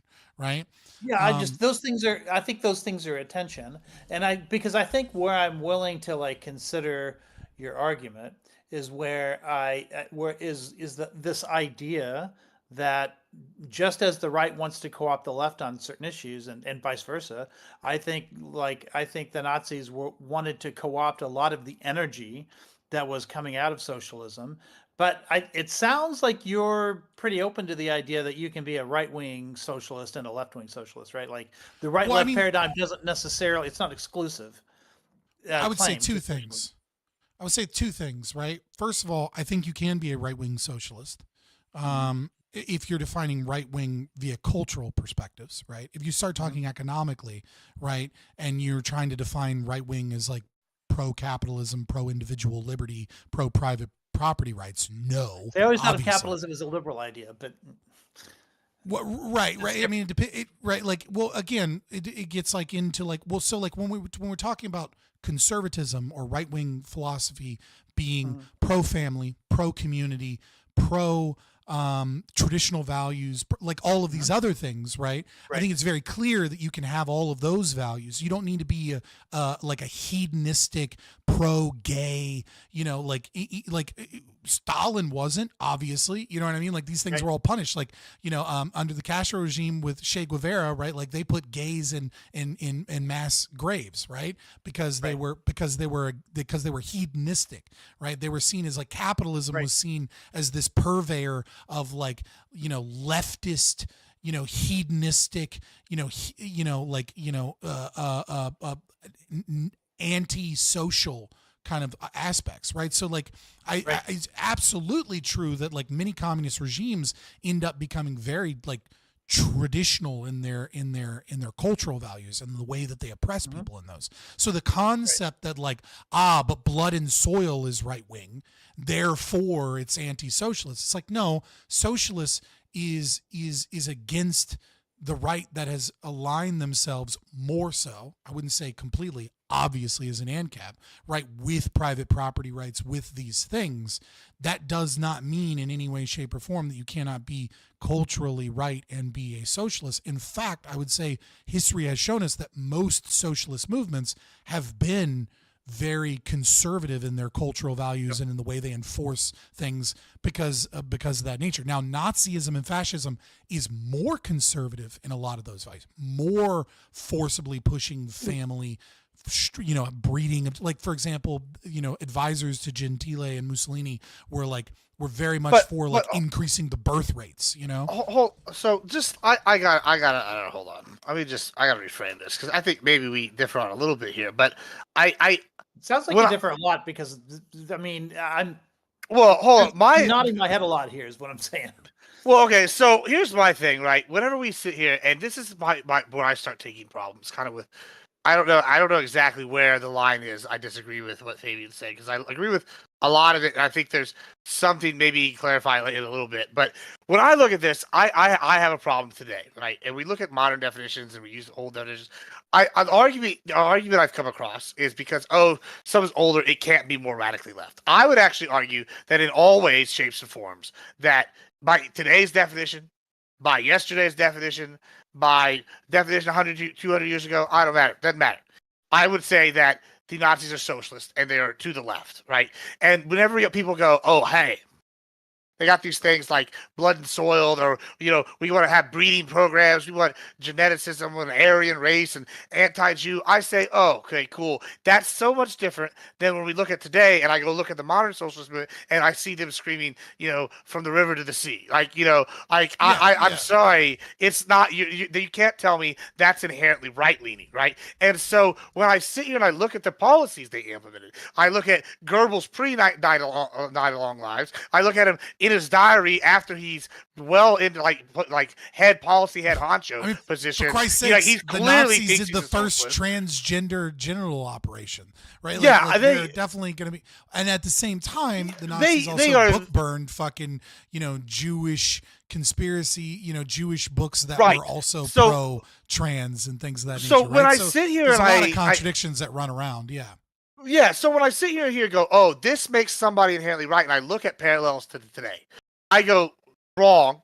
Sorry, I don't buy that. We can try to sit here and sell it as oh, the right wing is always inherently racist. Oh, the right wing is only representing the people in the far back. I'm not saying you are, but I've seen it represent this way. Or oh, just this happened in history, so this is actually more conservative. I'm like, okay, we can even argue conservative. We're not going to do this again today, but if I was going to argue conservative, I could argue, oh well, I take a hedonistic fucking I don't know.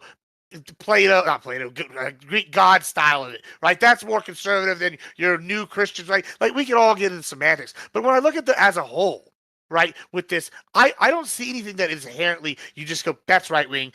There's nothing in it. It all screams left wing. It comes from the workers. It's for the workers, and then you just happen to have somebody kind of evil at talk because guess what? Socialism is evil in general. So lo and behold, someone evil gets in charge. I don't see how we can sit here and argue that it's not socialism, or is that what you're arguing? I guess because it seems like you're trying to suss out a different. No.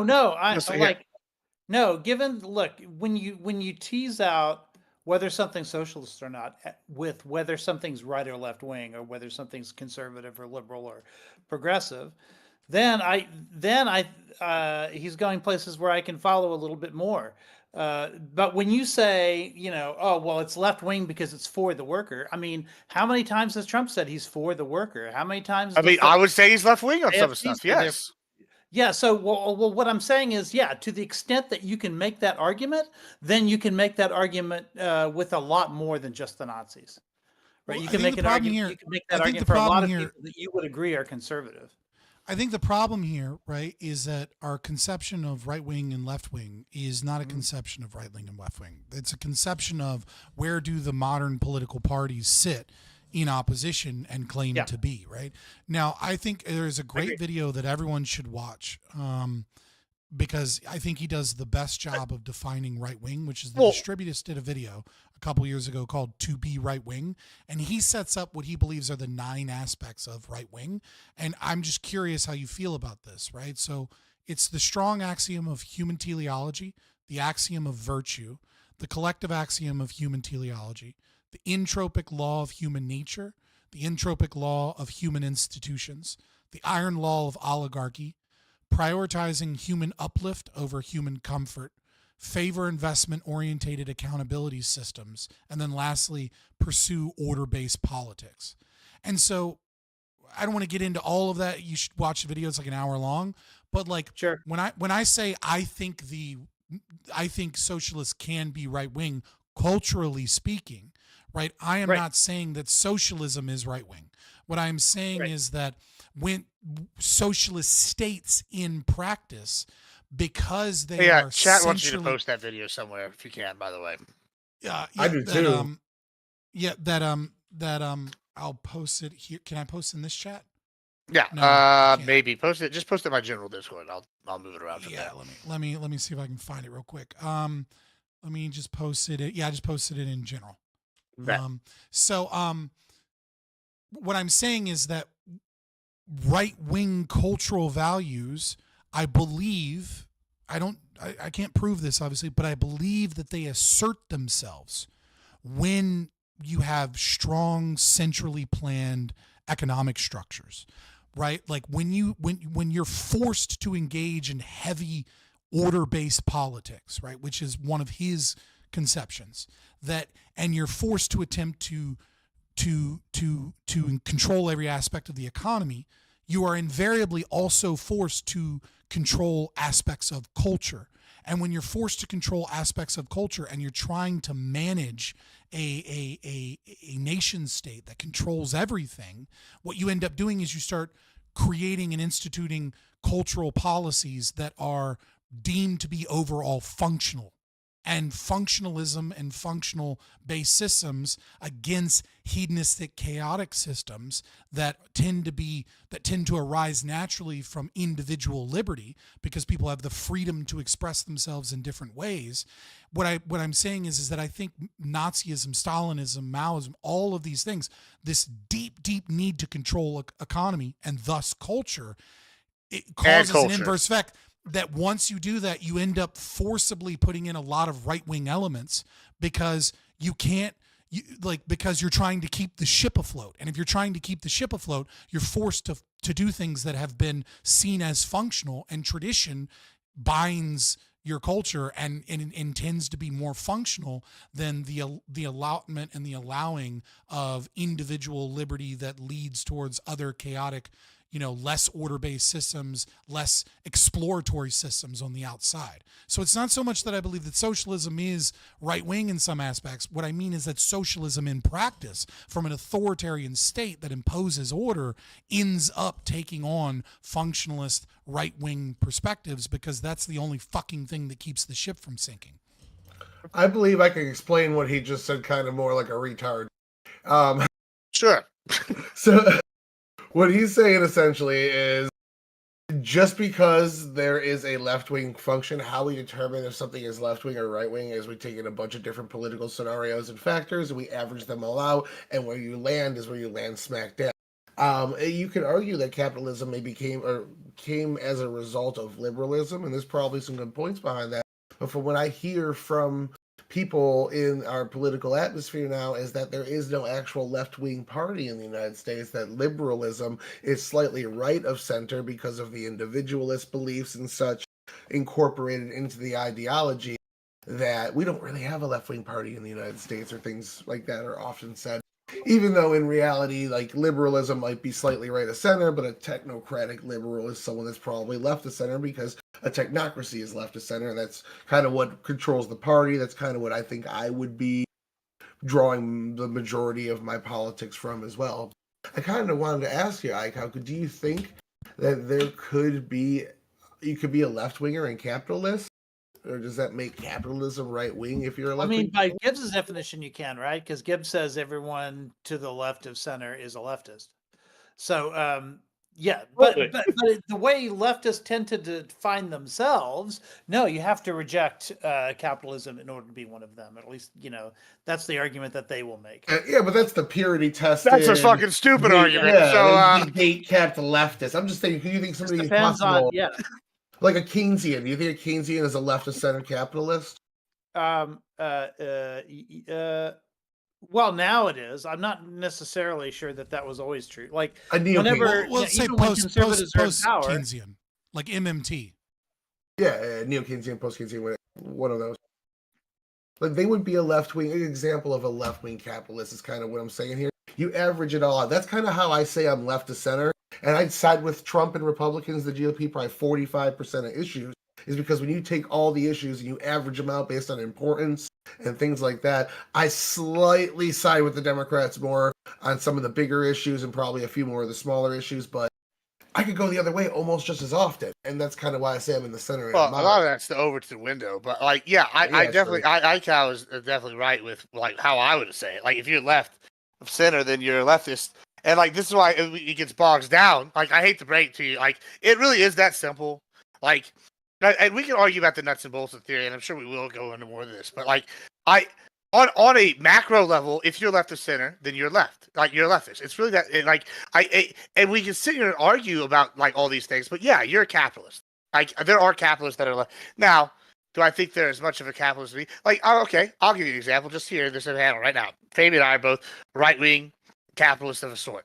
I don't think we agree on very much capitalism policy, right? Like what did you call me one time? A corporatist, right? Like, or some crazy shit. I never heard that. I was like, all right, maybe look it up. Makes sense. I can see that. I'm basically like, capitalism without the wheels. I just like we're going down the track without the brakes. It's 100,000 miles an hour. Let's get some shit done. He's got goodwill and non-aggression, and all these other things guiding him. I want to kind of watch the train hurdle. But they're both like right wing, right? They're both whatever. As opposed, you can also be left and have this. I just don't understand. Have ideas about capitalism, market capitalism. There's always these isms, Maoism is different from Stalinism, but they're both communist. It's like you have one big one, and then it just it's like tree under in a bush, and it's just like evolution. I don't see why thought's any different. So I think getting kind of back to the topic a little bit, Sure. right? Like I agree that you can say, well, communism is like, or I wouldn't say communism, Marxism, right? Communism is fairly clearly defined, right? None of these things are communism; they're communist, right? Or communistic, right? Because communism is an end goal, right? And so. And you could even say that it's a philosophy of the world and socialism moving towards that end goal, right?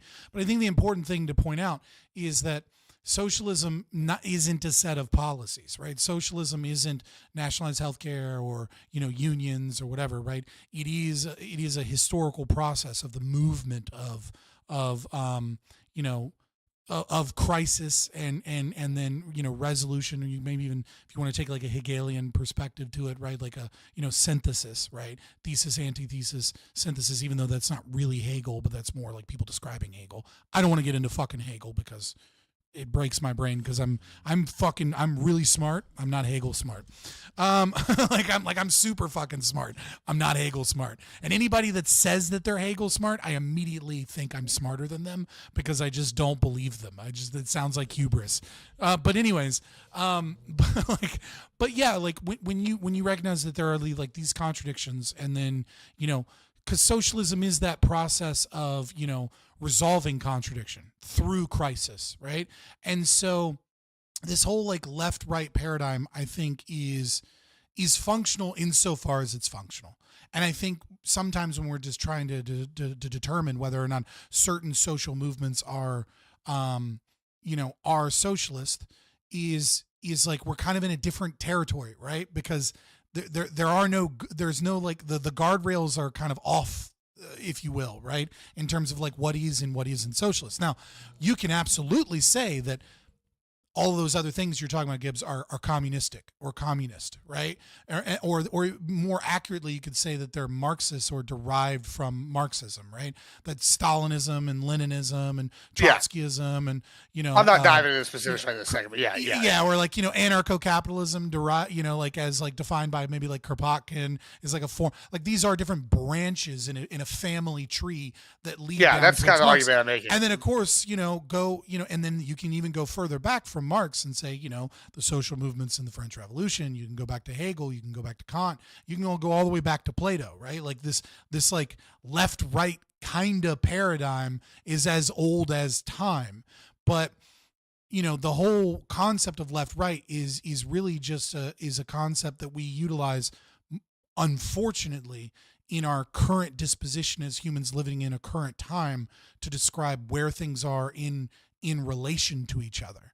Right. And so I think in a way, you kind of have to look at socialism that way too. You have to look at socialism in relation to the current status quo. And is it a movement from the current status quo, that involves some level of class consciousness, that involves some level of shift towards, resolving what Marx or Engels or other, Marxists, what might presume to be some form of like contradiction in the capitalist system, and moving away from that intentionally for the proletariat. And I just think like that there really isn't an argument that Nazism doesn't do that. Instead, there's an argument, more so, there's a fuck ton of arguments that apply to nearly every other socialist state that is the modern day left that has adopted Gramsci, adopted critical theory, that has adopted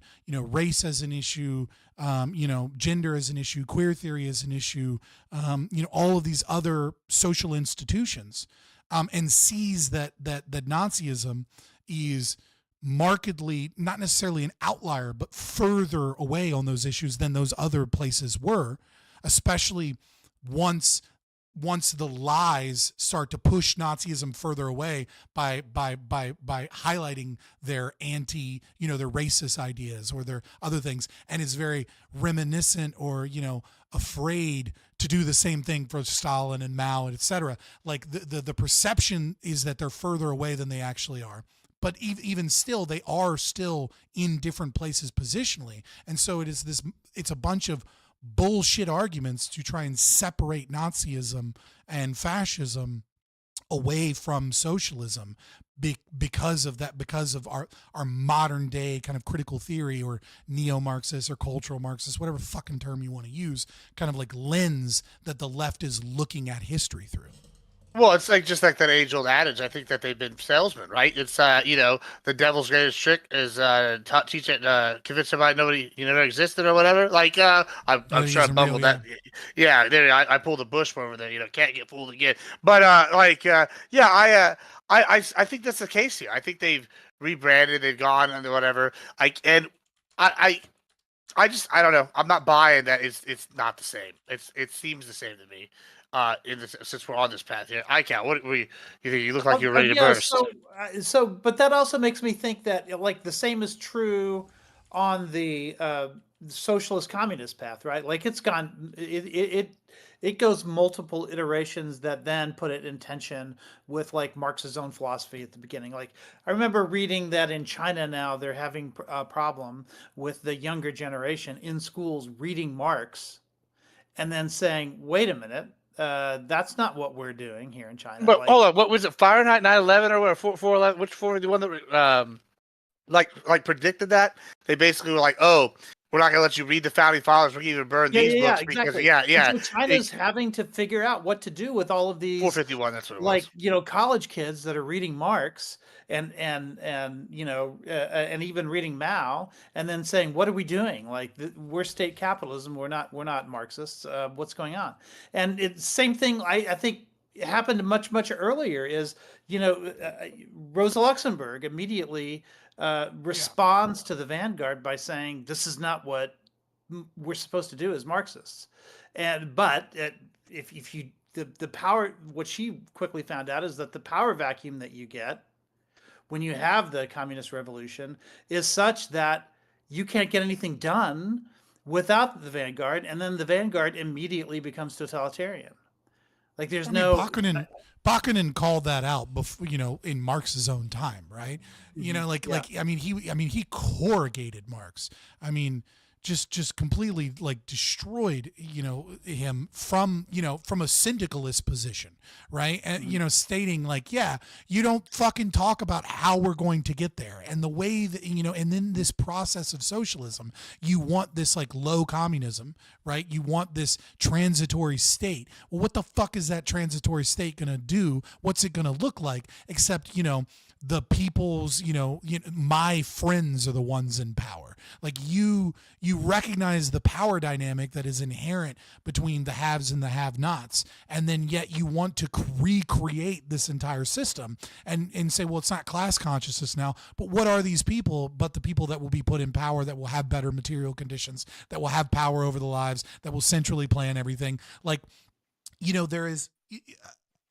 I'm no fan of Marxism, obviously, right? I'm no fan of socialism, right? But like, I don't know.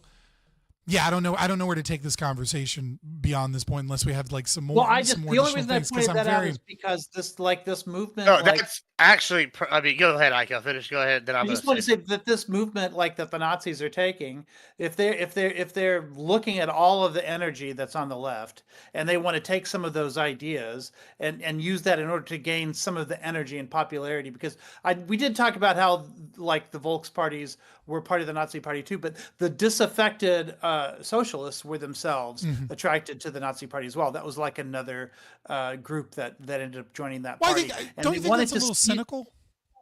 That they're grabbing it for I mean, like, I do agree that they certainly wanted power. They were authoritarians, right?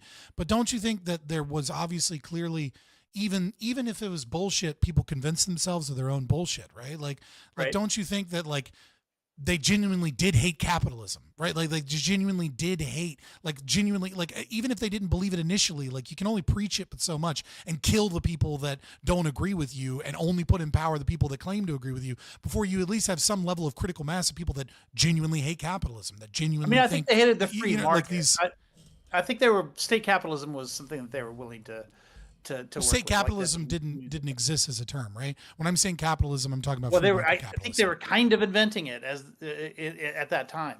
Yeah, I mean, like third position didn't really exist. I mean, like, but they're kind of inventing it with the Nazi Party, right? Like, with like the like pro-environmentalism aspects and like, a market economy, but highly regulated. Like they're essentially creating third positionism or and elements of state capitalism for sure.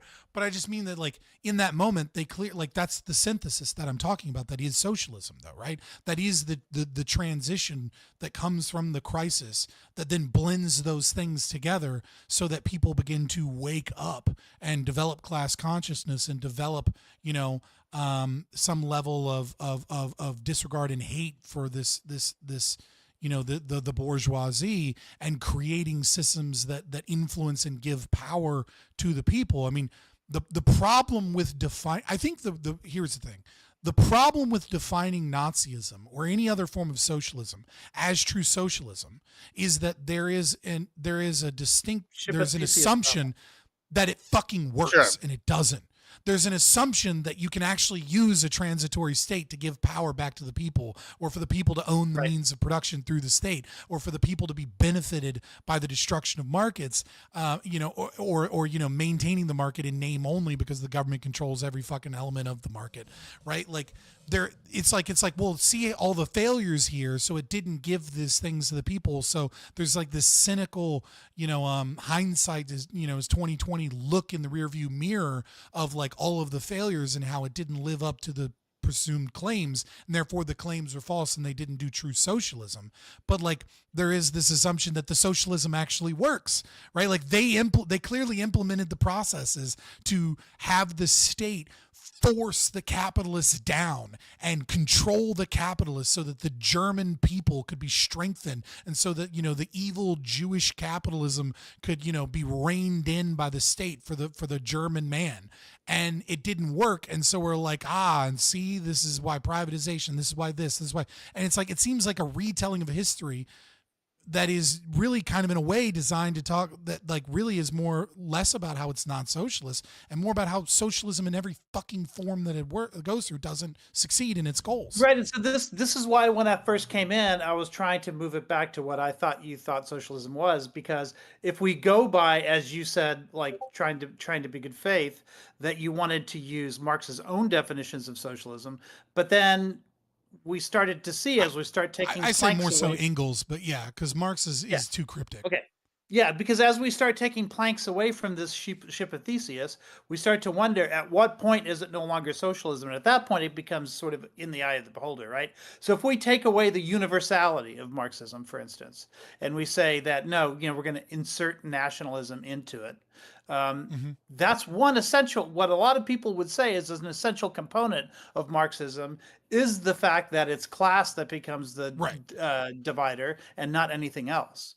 And then all but even Marx himself supported nationalist movements. Yeah. Right? So I think the bigger thing here, but like I think the bigger thing here, right, is was there some form of massive political revolution against capitalism and for the working people, in which the state took over transitory power for the welfare of the people, and controlled the economy, taking out the supply and demand equation to control price at every element? And the answer to that question under Nazi Germany is unequivocally yes. And by what means is that not socialism? It's not the kind I liked. Cool, I get it's not the kind you liked. Not the kind but you missed some of this, Psycho. I feel like in the beginning, definitely one of the first things. I did. I missed a lot. Yeah, I definitely prefaced this with one of the original concepts when we came out with this was like, hey, just because you release something in a while doesn't mean that you're the end all be all of the definition, right? Marx disagrees Sure, he didn't like the idea of he differed from like Goebbels and Hitler, where they wanted a national revolution as opposed to a worldwide proletariat or whatever, right? Like that was something like right off the jump. I like admitted, I agreed to. I think that's kind of where you're going. But on that note, I have been streaming for a while here. Here's what we're gonna do. I'm gonna let you all have closings. It'll go on. Big thanks to Fabian for adapting with me to this. As originally it was just gonna be a chill talk with us, but and we can definitely do this. I'm trying new proof of concepts out. We're trying to do new shows. I'm trying to put all the knowledge I've learned over my 8 years of streaming into this year. We're gonna see what happens. Just try some stuff out. So y'all stick around, hang out with me, and we'll figure things out. So I'm gonna turn it over, let everybody get outros and whatnot. And then we're going to raid somebody who's going to be, guess what, a judge for the finals. For our wonderful finals, the Debate Championship Series. I saw Debate Queen chat. After the finals, we'll be announcing the seasonal format, and I'll be taking open signups. It's going to be exciting. We're going to probably it'll be fun. You'll be able to do call-outs and stuff. It's going to be street-based. There's going to be a prize and stuff, all sorts of good stuff. It'll be good times. Good times. Let's start with Tyler here. Give us an outro. Tell us who you are, where to find you, what's going on here. Average Debate. Enjoy if I'm at YouTube and Twitter, Twitch, all that fun stuff. I'm sorry, Wick, if you're watching. I'm sorry. Bad. Yeah, don't say no words. Also, chat, it's a perfect segue into a chat rules thing. Hey, listen, some people call me a pussy for enforcing chat rules. I'm looking at longevity. I'm trying to get diversified on all the platforms. It's hard to get diversified on more than one platform. We as conservatives, we know that we're working against the left, and the left controls the media, and so they get to decide things. So work with us in our Trump wrote an executive order to ban censorship of conservatives. Yeah, we will see, but private business owners can run their business. Only of conservatives? Yeah, I just don't I'm just saying we try to stay in the TOS and chats and whatnot, and that way, I'm not hating on y'all if y'all say shit. Just don't say anything, whatever. We got to play within the rules. We want to keep playing the game because it's worth having the fight, in my opinion. But on that note, that's another side note for a different day. iCal, go ahead and tell us who you are. What you do. iCal Rich, spelled the same way on everywhere I am on social media, I guess. But I don't really stream or anything, so I don't have a place to point you at. I guess just my final takeaway was I think I would like to have been here more during the definitional part of this, because I think defining socialism as something other than Marxism or as something other than what Marx talked about or what Engels talked about would certainly change the terms of this debate in a way that I probably needed to know about before I said too much. No, I enjoyed your time. You were wonderful as always. I always love your input. Fabian, thanks for telling us who you are, what you do, where you at.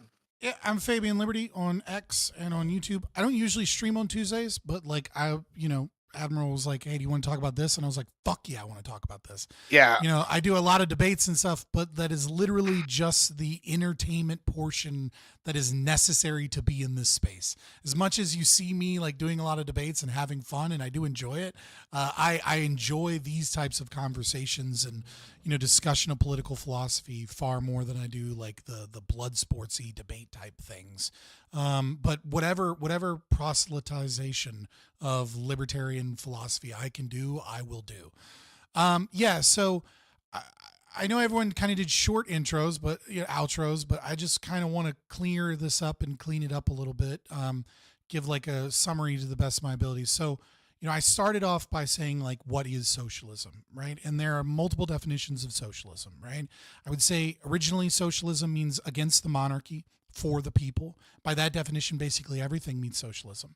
And then French revolutionaries begin to redefine socialism as kind of equity and equality amongst the people and, elements of class and things like that. That is then kind of co-opted and further defined by Marx and Engels. And that socialism, as far as Marx and Engels are concerned, are not a set of policies, but about the movement of history, the historical materialism, the, crisis, the synthesis, moving step by step towards, towards the axiomatic position that we will eventually get to communism no matter what. It's just a matter of how we get there and how quickly we get there and how long we must suffer under the yoke of oppression of capitalism and other systems, etc. Then you have the Stalinist kind of redefinition of socialism.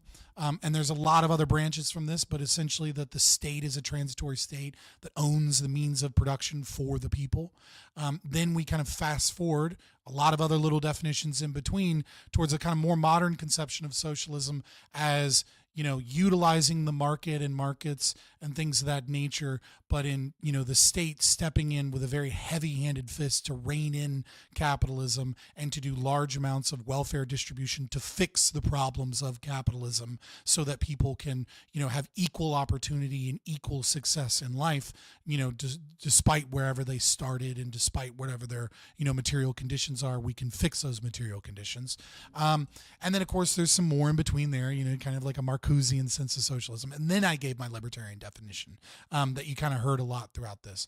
And my argument essentially is that I think that Nazism fits all of these definitions. And that's really like, it's not one definition in particular, but that it fits all of those. And so I don't see how Nazism isn't socialism. If we want to predominantly stick with that, that Marxian, that Engels kind of definition, I think the main thing to look at here is, was there a crisis? Was there a revolution of change? Was it anti-capitalist? Did it remove the supply and demand equation of price? And was this all presumptively done to benefit the worker? And can we look at the programs like the Strength Through Joy program and the factory beautification, creating gyms, creating holidays, creating the largest union that ever existed in human history, etc. And I see all of these like naysayers that say, well, it's not. And I think we went through all of those things, right? We went through the kind of, oh, well, they got rid of the KDP and they were right wing. It's like, well, fucking look at all the things that Stalin did. Look at all this. Oh, well, they were against the Jews. Again, look at the doctor's plot. Look at the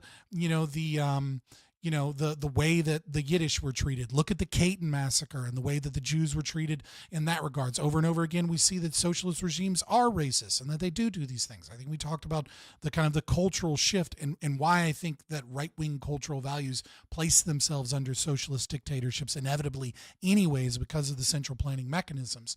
And so, I'll just close with, Peter Thiemann and his description of the Nazi economy, as a economic historian, quote, both governments, this is comparing Nazi Germany and the Soviet Union, both governments reorganized industry into larger units, ostensibly to increase state control over economic activity. The Nazis reorganized industry into 13 administrative groups with a larger number of subgroups to create a private hierarchy for state control. The state could therefore direct a firm's activities without acquiring direct ownership of enterprises. I think the biggest hookup here is the concept of privatization, which is a false form of privatization. It is privatization in name only. And then the second being the nationalism. And I think we hit on that quite a bit about nationalism, how Marx felt about it, etc.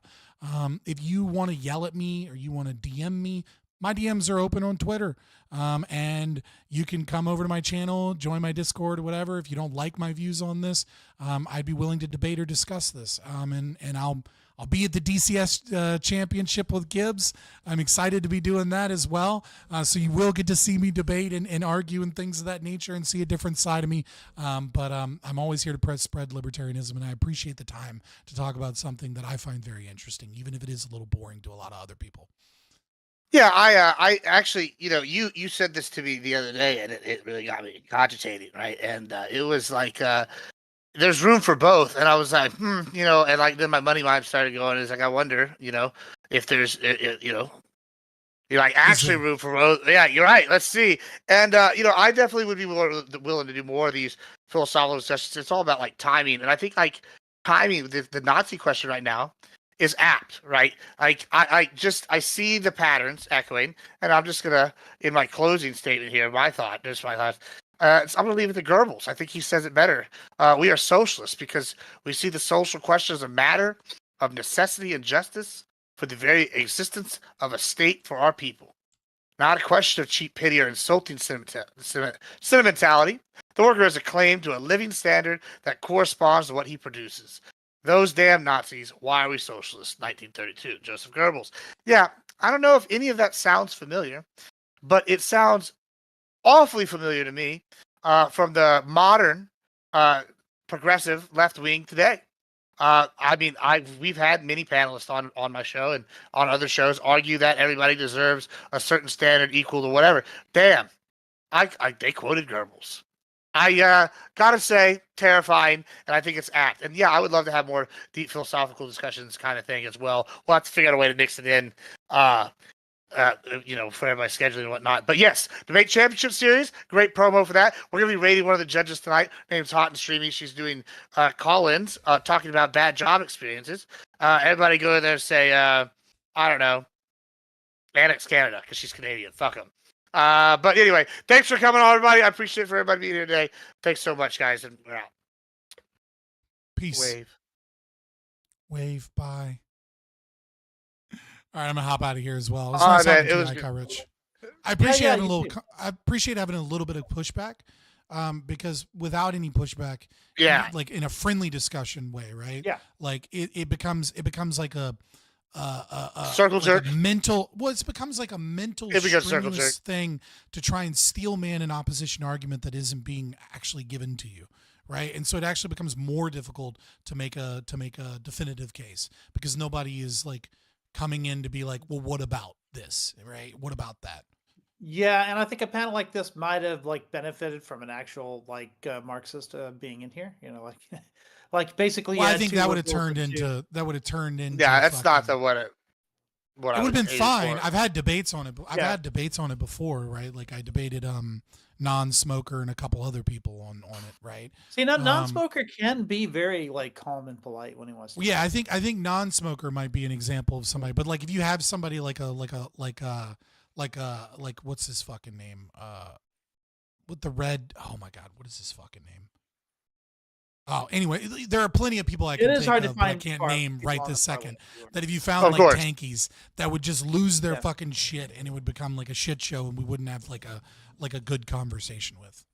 Yeah, I definitely think that there's something like even just for the like I count I suppose he'd be a good person to put on for that. Well, I just even the discussion oriented as opposed to like pure debate. Like, sometimes like, hey, let's play devil's advocate on this, or like, let's find like whatever like lines. I think that's key, like because you need to suss these things out. Like we actually have to talk about them. But I feel like you don't get to have the discussion.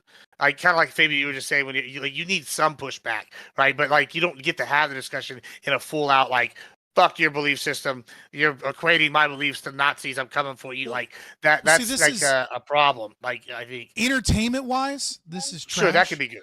But Rich. Well, no, hold on. No, that what I'm about to say, not what you're saying. Entertainment wise, this is trash to a modern audience. But Rich will know like. This problem was solved with like Oxford style debates, right? Like the like classical debate, right? Where you have long intros and then you have, long statements against, right. Against each other. And then you have long closing statements and then you have Q&A portions, right? Is that like you do get the pushback, but instead you get a presentation of your beliefs with, with a long format where you get to bring out all your ideas in a long portion. And then you have some level of back and forth, potentially in like more formal debate styles. Like, I think the right balance to me, the best debate I've ever remembered. Yeah. To me, the debate that stands out of my head, and I brought this up to you earlier, AdmiralGibbs, one of my favorite debates of all time was Christopher Hitchens versus William Lane Craig. Because it's a synthesis of those two. It's like there's opening statement, then there's long presentation, then there's a back and forth, and there's cheekiness, there's entertainment, there's jokes, there's quips, but it's also very controlled environment and the back and forth that where it can get hectic and blood sportsy is very limited portion of the overall presentation. And to me, that's like the perfect way of doing it. But to the average audience member, listening to one person give a case for 20 minutes and then the next person give their case for 20 minutes, you lose people in a modern, like they just go away. It's unfortunate, but true. Yeah. I mean, Hitchens would applaud if you gave him a creative enough insult too. I'm looking. Well, in addition to that, though, I think that like from just like a more like I guess we'll go capitalist standpoint, right? Pure capitalist standpoint. The way I'm looking at it is right. I'm looking at it for like content purposes. Like from a pure content standpoint, you wouldn't think this kind of like a meta theory discussion would do well, right? However, I think there's a market for people that want politics, right? They want their blood sports, but then they want to be able to unwind towards the end of the night and hear like maybe the meta analysis behind what these people are thinking, like behind these things. And I think that there is definitely a market for that. And I think this is like kind of like something I'm trying. I think there's a market for the VODs too, like for something like this, because this is the sort of thing, yeah, that too. This is the sort of thing where you'll think about it in some context and you'll get curious, and then you'll go look for a video to explain it to you. You know, and if you meta tag it with enough, with the right tags, here's something you might not be thinking about, AdmiralGibbs, and it's something I notice in my audience, right? Sure. Is the more content you do like this, it does appeal to a smaller, more niche audience. But here's the thing. When you do content like this semi-regularly, you gain people in your audience that like this type of content. They show up to your other content. And the people that like this type of content are the people that utterly fucking destroy trolls when they come in your chat and give you a lot of chat engagement. Because these are the type of people these are the type of people that are really locked in on a stream, as opposed to like cleaning their house and like have it on another device and they're not even in chat. These are the type of people that get really like argumentative in chat. And so when you cultivate an audience of a couple of people that like this type of content, people come in to be like, Gibbs is a fucking retard, blah, blah. And then people are like, oh, okay, you're so fucking smart, blah, blah, blah, blah, blah, blah, blah, blah, blah, blah. Like, so there's a weird kind of thing there that I noticed that my audience has a lot more of those people.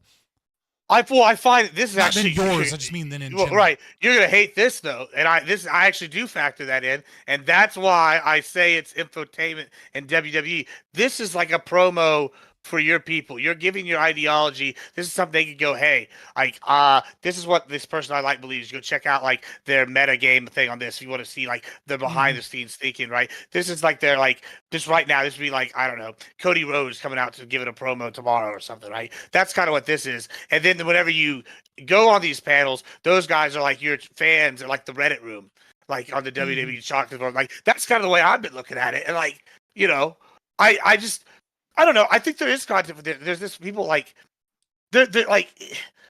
I just mean there's it's hard to have unexpected things discussions that occur, right? Like sometimes we get so obsessed with looking at like the current viewer number, and then we forget about like what are the long withstanding community consequences of the way that you change your content, right? And so what I find is I get better the more I do stuff like this.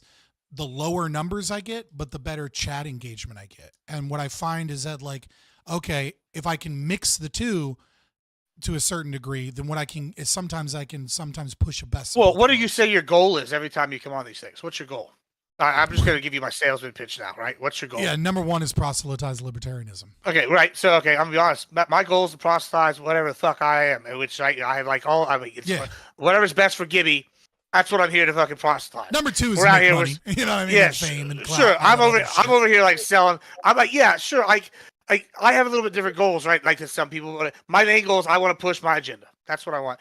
And with that being said, you know, Gibbsism the way I'm, is what Chad is Gibbsism, the Church of Gibbs, right? It's real simple, you know. Might makes right. It's whatever's best for you, Papa. No, the way I'm looking at this though is you want to be able to spread your message to as many people as possible. That means like, how do you get the message out? Like, I would make the argument if you write a really good fiction book and it like preaches your message, which is like sci-fi is so good for this. When we look into political theory, like examples like Ender's Game or Starship Troopers. Starship Troopers is the one I was trying to say. Yeah. Well, like number one would obviously be Atlas Shrugged. Right. Well, that's a good one. I was going to say the Forever War and Old Man's War. These are also really good ones if you like the answers to the kind of like the Starship Troopers. Anyway, they like sci-fi is really good at this, and you can sell a product and sell your theories, political theory, thought ideas, right? And I think that with this is something we can take an approach to now. Is if you're entertaining and it's like good and it's like something people want to listen to. You can be like, why is Joe Rogan good? Because people want to hear a conversation and like have a little pushback, but they want to hear like different thoughts. Like that's why he always has like him, that guy, and then there's always a third guy to kind of like push things. And I just am surprised not as many people are recreating these kind of environments. I don't know, like as a concept, like I mean, even for just pushing like stuff in general. Like I feel like that format's a no-brainer. Like, am I wrong or? Well, people do want to recreate it, but I think they're finding it not as easy as they thought. No, I think it's the same thing that happens with music, right?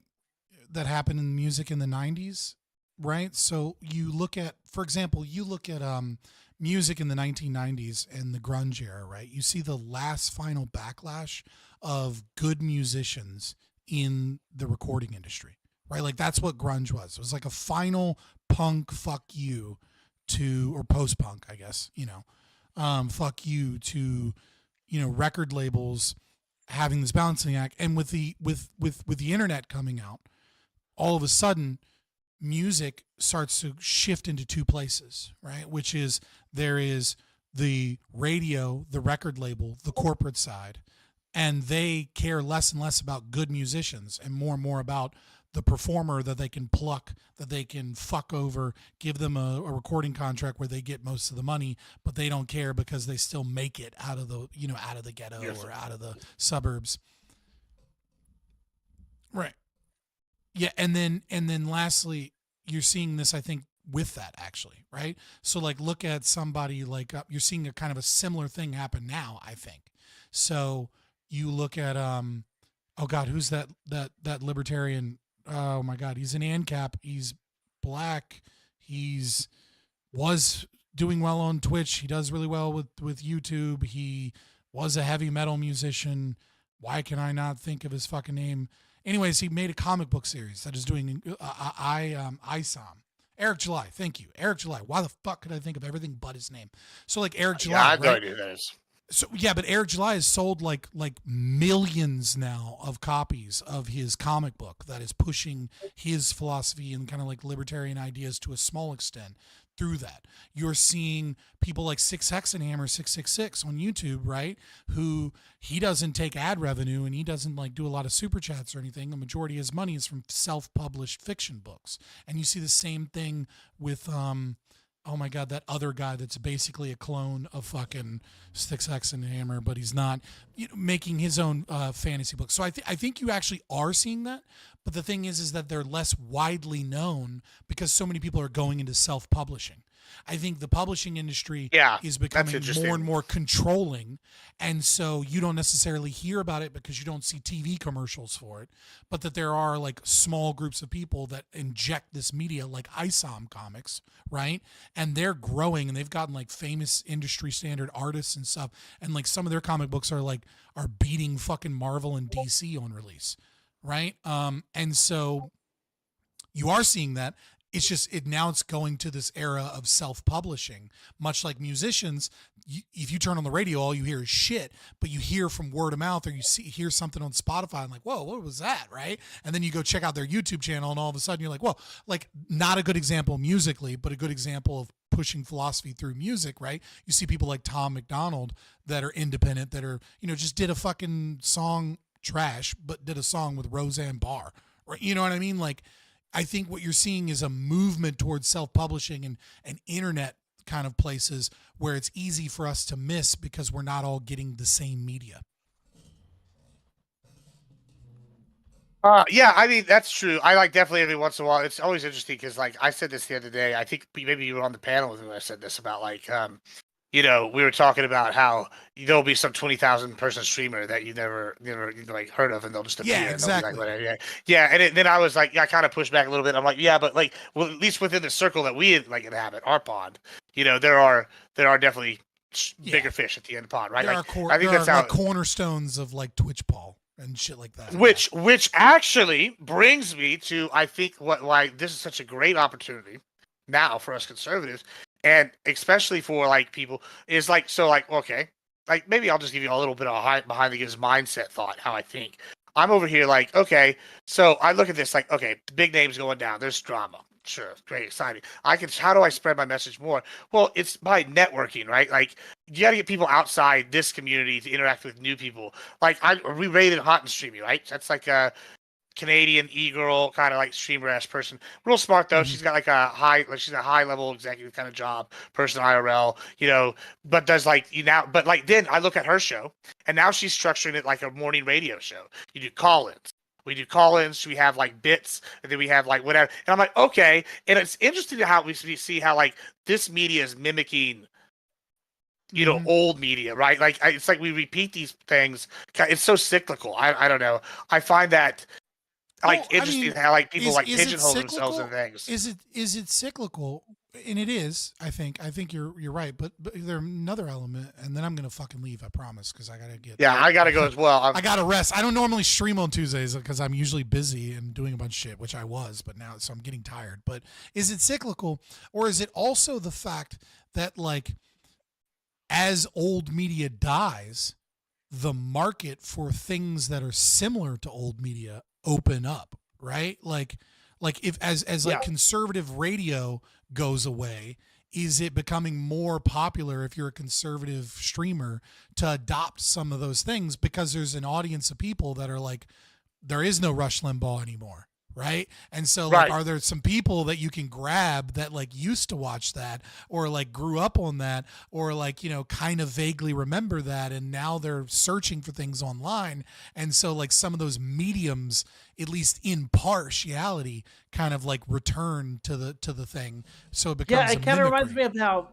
the rise of Amazon killed the big bookstores like Barnes and Noble and those guys, and as a result, because of the rise of Amazon doing that, now Starbucks and Noble bookstores started coming back, right? So you started to have like Barnes and Nobles was eating up, and Borders books and all that was eating up all the mom and pop stores. They were all dying off. But then when Amazon killed them, the mom and pop stores started coming back. Yeah. That's one of the, I'll finish with this, and it's a great segue to end for tonight. It's one of the extreme weaknesses that proves the falsity of Marxism, because it's a subjective theory of value that's placed in the marketplace. The Marxism has this entire philosophy of the falling rate of profit and the labor theory of value and all of these things. And under a Marxist ideology, that shouldn't happen. But it does happen because people are willing to pay more because they value that subjective value. They value that mom and pop store that's gone. They value going into a bookstore and listening to some fucking patchouli smelling hipster be like, you don't want to grab that one, you want to grab this one. They value that putting their hands on the book. They have a value beyond just the fucking materialist, the cheapest priced, etc. system, because there's a subjective value. They gain that psychic profit. Yeah. And so that's the subjective profit, the subjective theory of value, right? Which is just true, the destruction of socialism in practice as the capitalist tyrant destroys the other capitalist systems. That subjective value reasserts itself in the capitalist system because people do value that. They do value humanity. They do value human interaction. They do value other people. They do value small businesses, etc. So there you go. That's how I close. Perfect timing. That's for the rest. All right, Bob, I'm out. You be good. Hi, Cal. Fabian, until next time. All right, hold on.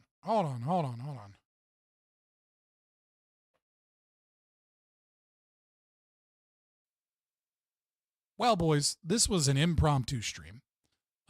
I'll be back tomorrow, probably doing some reactions and stuff. We'll figure out exactly what it is I want to react to. There's a couple of debates and things that I'd like to do. I might end up in a position where like maybe we do some form of reaction content on Wednesdays and Thursdays, just because people tend to like it more. And also, not gonna lie, pretty easy for me to prep. Real fucking easy if I have a more, robust schedule like I've been doing lately. To just be like, and here's a video that I'm gonna fucking respond to, especially considering that it takes me, triple the time to get through any fucking video. I can make a whole fucking stream out of a lot of things. So it might be what we're doing. I think I might look. There's a couple different things I want to look at. The culture war thing with Andrew Wilson and Myron Gaines against two lefties. I've been talking a lot of shit on Myron Gaines and Red Pill these days. So I kind of want to see if you guys like that. But if there's other stuff you want me to react to, join the Discord, link in the description. And you can at me in media recommendations or other places for things to react to. I already have like one video I probably need to react to in there, as well as follow me on X. Consider joining the channel for only $3.99. You get access to emotes and fun little stuff. You know, I always answer super chats and I appreciate it. Elon Muscolini. I like that. And if you want to see me be toxic, follow me on X, you know. That's where I like my shower thoughts go to, my random like, no, fuck this. Where my random ADHD moments where I'm like gonna embroil myself in proving this person wrong and just go down a theory deep dive or something happens there too sometimes. So all good fun times. I will hopefully see you guys tomorrow, and I appreciate you being here. And now I got to get something to eat.